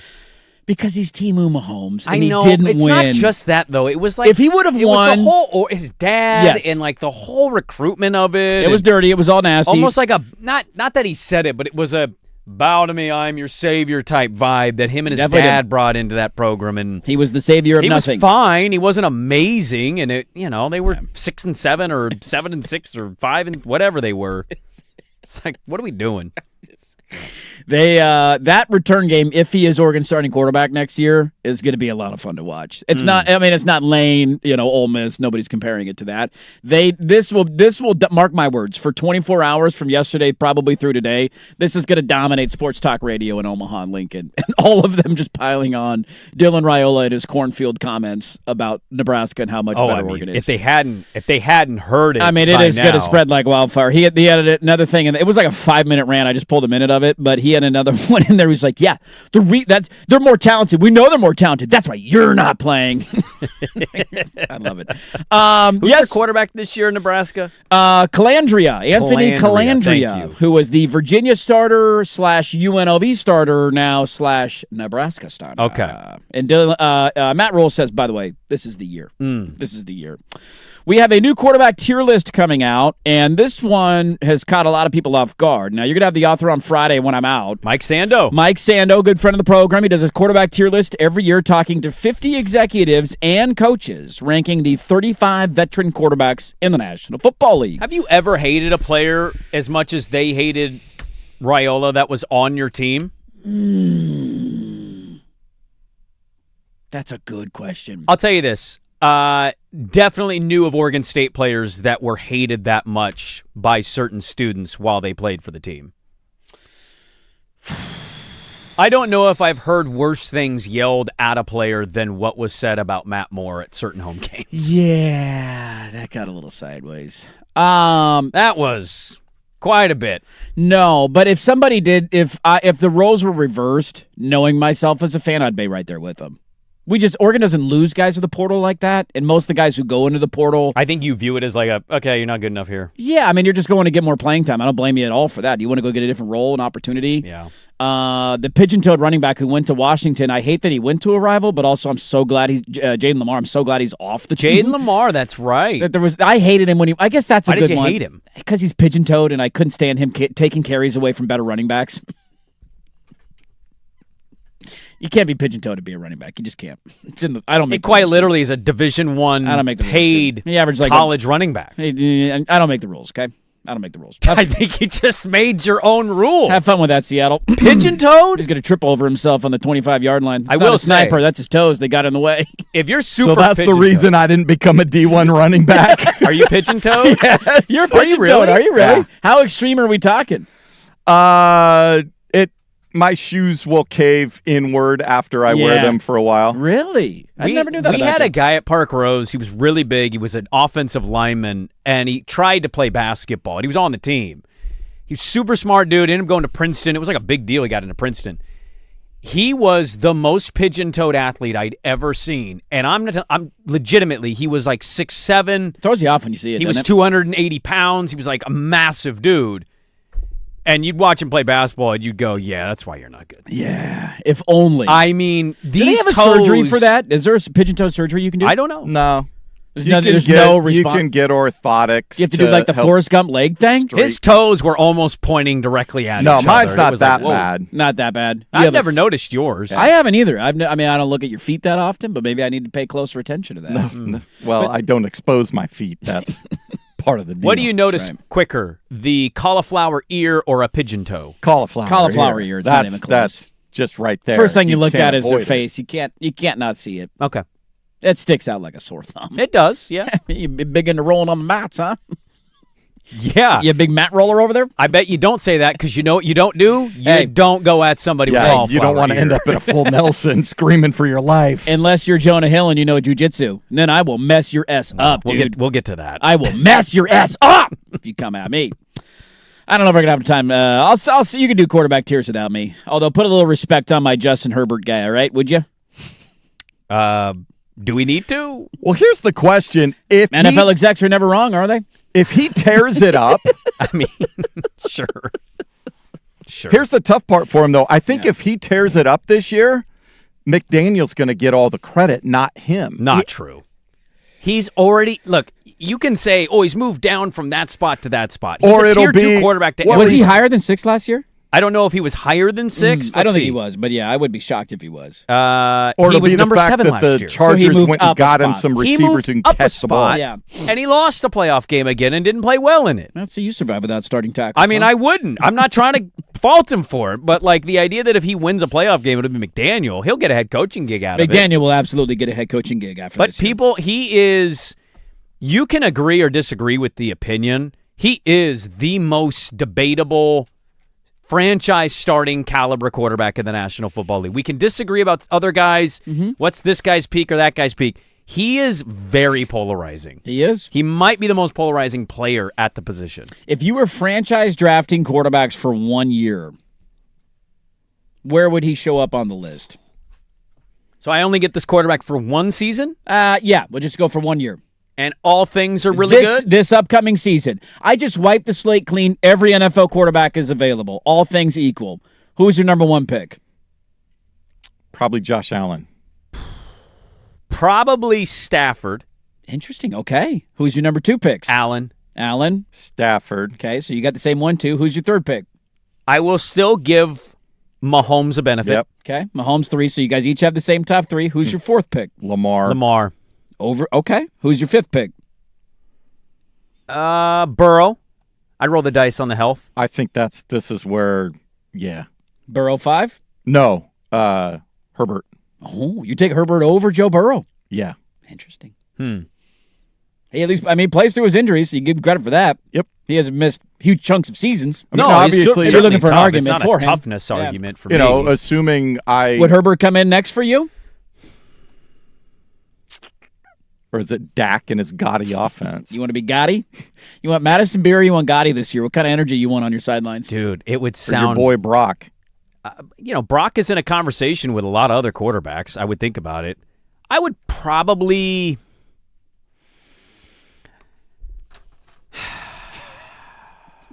I'm just trying to find out if we agree with the NFL The executives or problem not. is, I know what you're doing. Is I'm you're trying to holding figure audio out. for the Yeah, seasons. I'm When trying- Herbert balls out That's right. and Dak sucks, you can go, really? Still Well, feel this way? I need both of them to play good because I think gambled on both I of think them. I'd take Dak. Okay, so Dak 6, would Herbert be 7, or would there be another name on the list for you? You have not listed Drake May, No, I'm Jared not going Goff, May. I'm not Jordan going Love. Your guy Brock Purdy, Caleb Williams had a good year. C.J. Stroud. Get out of here! Stop it. I would go. That's one of those like where playoff wins don't matter to me. Like, stop it. I know that guys win playoff games, but come on, man. I'd go Jordan Love. Jaden Daniels. Probably Herbert. No. So he'd be 8 on your list then? Probably With that 8, 7 names, I think. So he's 8th. Yeah. All right. And then you get into the Brock. Darnold is certainly deserving of conversation now. Just His won the multiple Super Bowl. Season, won the Super Bowl. Isn't that what matters? Isn't quarterback wins? Isn't that what matters the most? Hey, that's how we That's judge the end these all things, be all, isn't it? right? He's better than Herbert. How many titles did you win? He's good. Did he join a super team, though? Did Darnold stack the roster? Oh, is he a super team quarterback? Coming up next, my quarterback doesn't wear a backwards hat. And he stacks his roster. Mine gets his hair stroked by his pop star girlfriend. And by the way, do you know Darnold with a backwards hat in Hard Knocks? I didn't even think about that. We all get takes that age poorly. Like half of the show, he was wearing a backwards hat. He's a big backwards and hat that's guy. Colin's guy. I don't think it is. Maybe not anymore.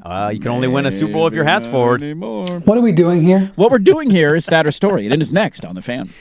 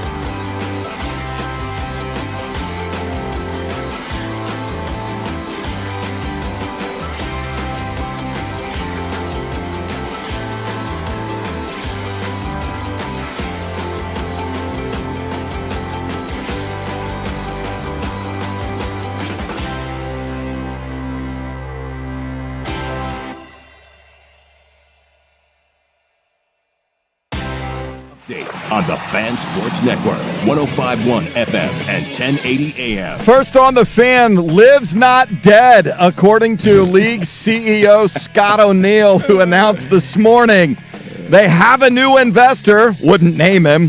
How much is he investing? We don't know yet. Terms are still being worked out. But at their scheduled event this week at Trump National Golf Club in Bedminster, New Jersey, they believe they've got an investor to keep Live Golf going into next year. How about this for timing on the day that the President of the United States is going to roll back protection for endangered species?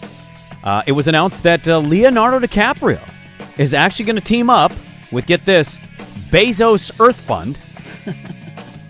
I'm sure this is on the up and up, to help protect the world's 100 most critically endangered species. The effort begins with a $200 million investment. Of that amount, $100 million comes from the Bezos Earth Fund and $100 million from Wild.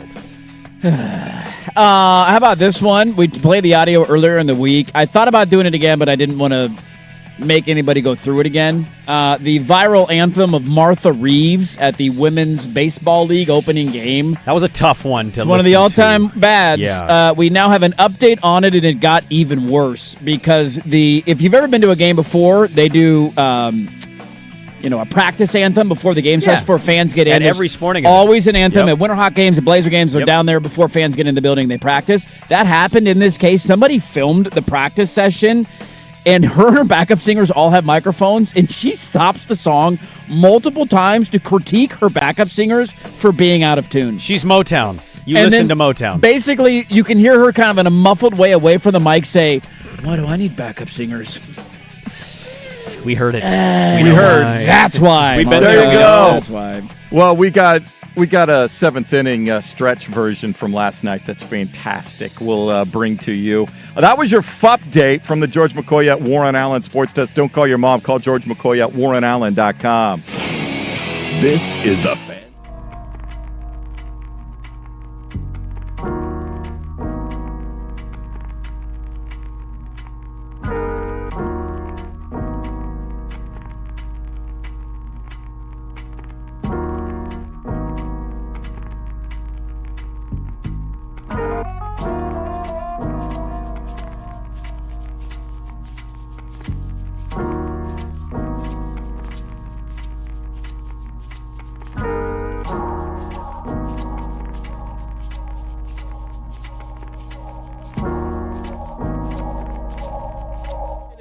Stat or story time on a Wednesday. We'll end with some fun with audio. Also, is this a funny punishment? How would you react if this happens to you? We'll get to that to close out the show today. For those wondering where Greg Oden is, Greg Oden is not here today. He had some flight issues getting out of Indy. Yep. And so he's not going to get in until later today. He will be in studio for an hour tomorrow. He is en route, or I don't know if he already flew out. I'm not quite sure exactly, but Brandman was texting us about it yesterday. I will not be here. I'm going on vacation. Sprague will be here. Swag will obviously be here. And so Greg Oden will be in studio tomorrow for an hour. He just had a little change of plans because of the itinerary change because of a flight issue. So he will be here tomorrow. Did we do Greg Oden stats, or did we step away? did. I got out of the Greg Oden business as soon as I got the notification that he wouldn't be on. I went a different direction. Okay, I did as well. Let's do the Greg Oden stat first. There you go. Let's see what we got. Your number is 9. 9. Is it Greg Oden's season high for block shots in a game in his career at Ohio State? Or is it the percentage of American men who own underwear at least 10 years old? It's National Underwear Day. Story. I think he got double-digit blocks in college. He had to have at some Dirt point, has right? at least 8 pairs of underwear that are 12 years or older. Oh, it's a problem. They got holes. I think I got a crotch hole in the one I'm wearing right now. That sits great. I have a ball slipping out at any time. You never know. It's almost like a suffocation Play situation. Peekaboo. Whoopsies. Yeah. Oh, put him back in there. Right or the left? Hello. I'm going to go story. I'm going to go stat. Give me stat. You did use Dirt logic. He didn't have more than 9 in a game, really. 7. That's a little disappointing, is it not? 7 against Michigan. For Greg Oden, that's disappointing. Step it up, Greg. Get 7 blocks in a game. There's That's no disappointing. goaltending. You stand in the paint the whole game. You're What do you just mean there's camping. no goaltending? Just standing around, batting shots out of the air. Come on. February 6th. What's the most in a college basketball game? 2007. Most blocks? Yeah. Ralph Sampson. Who do we think has the record? Sampson, Wilt? maybe the Admiral at Navy playing some crappy Oh, it's a Patriot good League one. team could have Bill had Russell like at 20. USF? None of the above. Have we is heard it? of him? I haven't. Shaq has the record for a tournament game. Yeah. Yeah. He had 11 in a tournament game against BYU. Who's the Okay. record holder in a game? Mikael Gladness? Oh, I remember Mikael Gladness. Yeah, who do you play for? Well, tell the people. You got to inform them. I mean, we were all glued to Alabama A&M basketball, right? How were you not? Circa 2007 when they played Texas Southern, and he had 16 blocks in a game. There you go.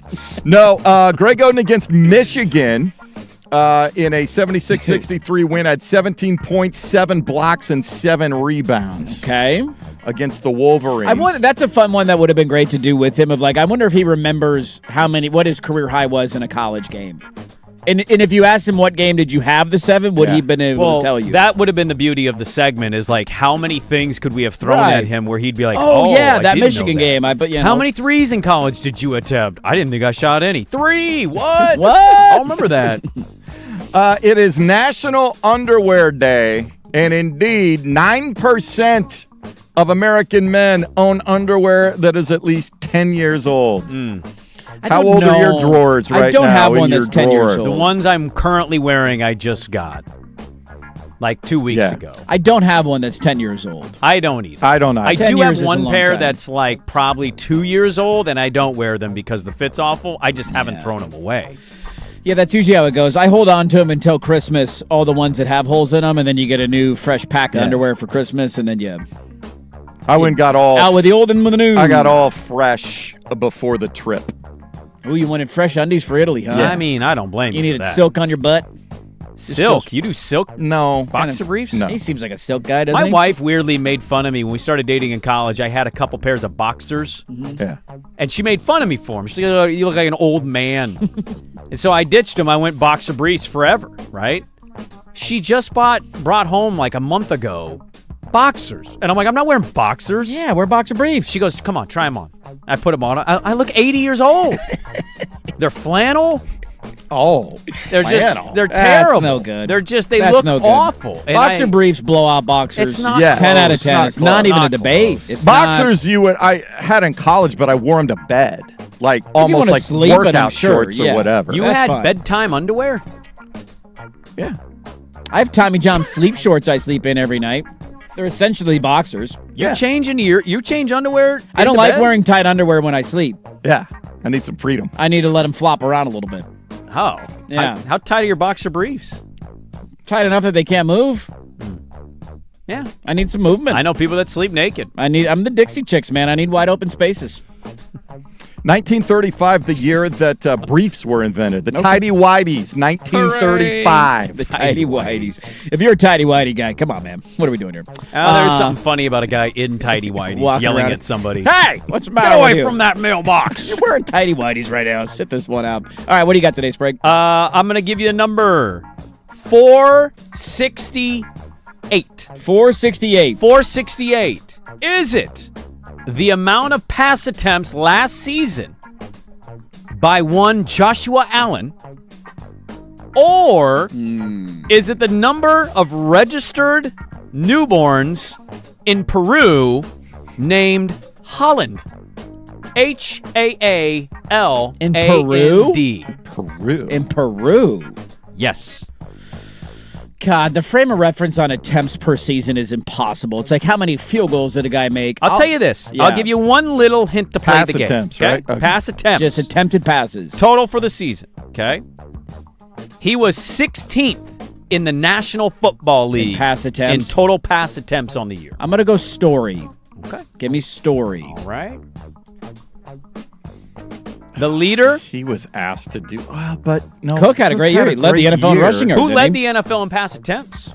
Quick follow-up to my Stafford? question. No. Oh. Jared Goff? No. Who was slinging it all over the place? What college do we claim when he goes to the NFL? Shuck? You say his whole name every time you say it. He's a two-name guy. Now you've twisted my mind into a pretzel. You've given me too many prompts. He may have played for your team. Bo Nix? Bo Nix. Bo Nix. He led the league. Interesting. I That wouldn't have guessed that. stunned me when I looked that up. I would I'm not going to have say guessed that. Story. I don't think Josh threw it that much. You think Story? So we got a double story? Double story. Yeah. Story. Good job, guys. Hey, look at that. And you are correct. You Sprague logic, which means you were right. 460 pass attempts on the season for Josh Allen. To give you a reference, Bo Nix led the league 612. That's a lot of attempts, man. Thoroughbred. Where do they rank in rushing the ball? They must not have been able to run it very well. Denver? Because if you're throwing it that many times, you're telling me that that's almost a hybrid of the run game, right? It didn't feel like they were losing in a lot of games either. Because I would have expected somebody in that stat category to be like slightly below 500. You're in a lot of games in the fourth quarter. Yeah, but how you're many always of down by those 10? passes were within 5 yards of the line of Could have scrimmage? been a lot of them. Could have been a lot of them. Easy with the check Easy. down Charlie stuff. That's why I guess Goff, just because he had huge numbers and they were in a lot of close games. and throwing the ball a ton. Denver was dead middle of the league. Middle of the league, okay. 118.7 yards, barely Interesting. above the Colts, and just behind the Packers. Would not have been my guess. This one comes out of Peru. The National Identity Registry has registered 468 newborns with the name Holland, while another 91 were given the full name Erling Haaland, in their latest reflecting of the Norwegian football players' influence around the world. In Peru. Over 500 babies have been named Erling Haaland since the World Cup started. So why are Peruvians? They just love soccer, and Because he was awesome. he's a soccer sex symbol. Yeah. Okay. Should have gone Zlatan. What is the name, by the way, that you wish you could name your kid? Like after a sports hero? I'll just jump in. Yeah.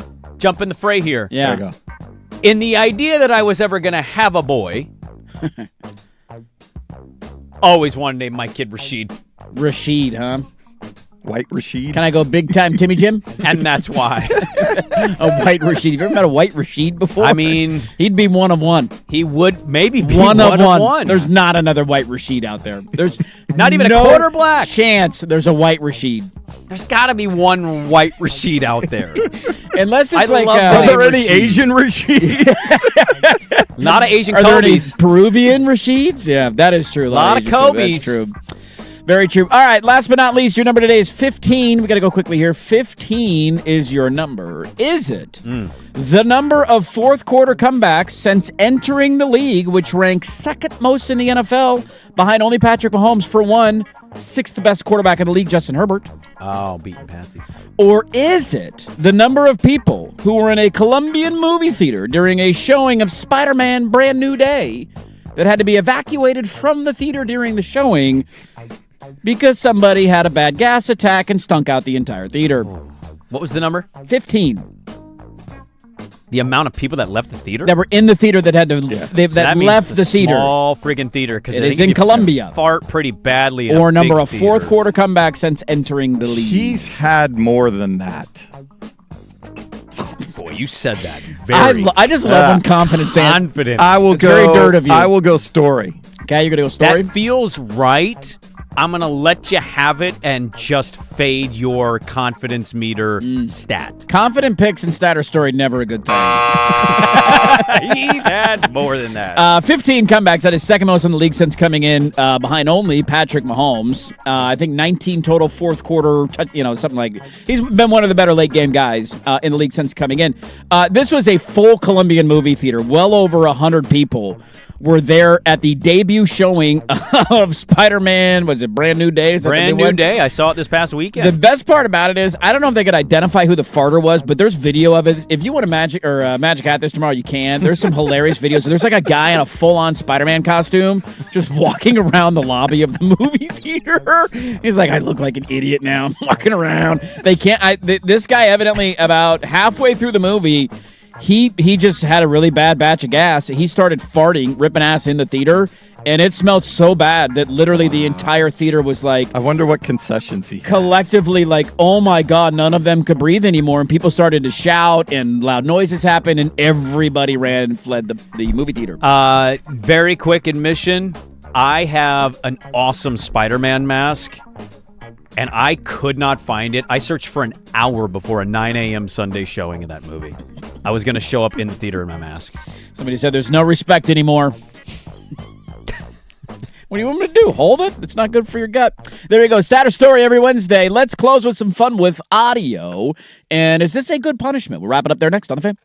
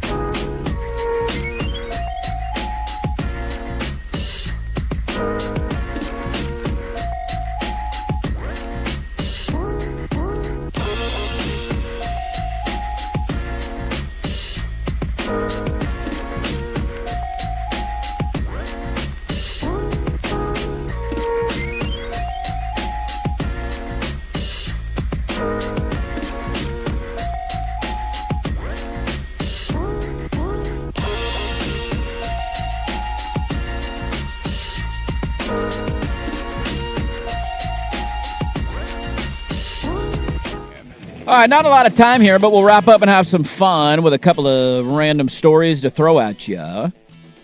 Do we think this is a funny punishment? And how would you react if you were involved in this but did not know what was going on? Did you see the fantasy football punishment that went viral yesterday? I did because I was tagged by multiple people in it. Okay. So I missed that one. So it's people come up with creative fantasy football punishments for last place, right? Like have something funny on the line. This one was a guy, and he filmed himself. There's a video out there. You can go watch it. His punishment was to go to a local golf course as a solo player and play an entire round of golf without a ball. But swing and he was not allowed to say anything to anybody in the group about why he was playing without a ball. And so there's legitimate, like you can watch him. He walks up and I think he put like a little camera on his shirt or his hat.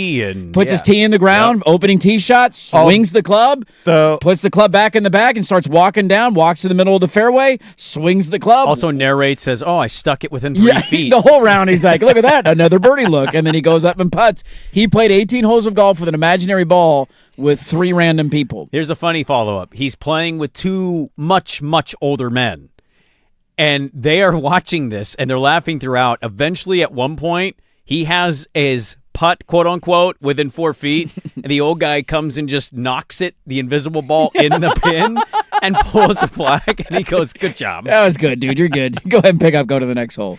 Funny punishment, and how would you react if somebody did this to you? You would just assume either A, this is some sort of ruse, or he's high on methamphetamine, right? He's dressed. He's talking normal. I don't think I go too high. I did at one point have somebody attempt to play something with me without a ball. What? I know that was a really bad way of saying it. Many moons ago, Alex Crawford, after smoking, wanted to play imaginary basketball. What did he smoke? We were having not methamphetamine or crack cocaine. It was not either of those two things. Say, like, let's put some shots up. I looked over at him like, wait, where were you? What are you talking about right now? This was probably early on in his time. He just wanted to start shooting invisible baskets? He wanted to play an imaginary basketball. And I looked at him like, dude, I'm not on that level. It. I'm okay, man. You go ahead and get some corner threes up, though, if you want. He asked me recently, Alex, because he's doing acting and stuff, he asked me if doing a skit about Bin Laden was okay now. I go, what's the premise? He goes, has the statute of limitations expired? He goes, it's 9/10/2001, and he's on a blind date. Oh. And I go, God. I don't think that'll fly. Oh, man. So we have imaginary golf ball fantasy football punishment. That happened yesterday on the internet. But see, I'd much rather do that than like to be the naked or G-string golf guy. Like, also, to be the guy who had to go to the qualifier for the U.S. Open or whatever it was. Dude, I could deal with getting beat. Yeah, but then you... Dude, no, you're more likely to get... Because there's people that are legitimately there trying to... Like it's a lifelong dream. Yeah. You're also trying. Let's end with some fun with audio, shall we? This happened yesterday in Chicago. You golf guys. Cub fans, tonight C is for cubbies and cookies. All right, let me hear ya. A 1, a 2, a 3. Take me out.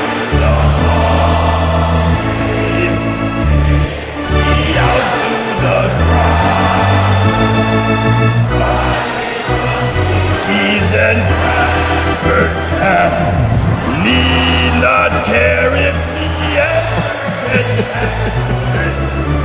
Root for the cause. If they don't win it, the shame. For it's 1, 2, 3 strikes, you're out at the old ball game. Let's get some runs and eat some cookies. Nom, nom, nom, nom, nom, oh yeah, yum, nom, nom, nom, nom. See, that's the best way to do it is you don't have to be visible and you get a pass because you're a children's character doing the voice. It's the best way to do it. I didn't see the video. Like, is he in the booth? They have him in He's the in booth. the booth. He's right next to out. John right Shambi, there, and the right look there. on Shambi's face. That's is pretty good. Well, because priceless. Shambi's watching the guy do it, but Yeah. he's crouched down. He's looking down at the guy The underneath the mic desk. is not picking him up on everything. It sounds like he kind of forgot some of the words. Yeah, that's true. You got to put the microphone. I didn't even think about that. You can't put the microphone in front of Cookie Monster's mouth. That'll be a little No. complicated. No. Hey, you know what they ended up doing? Scoring some runs and eating some cookies. They did. They beat the Dodgers. They won the game last Suck it, night. Scooble. There you go.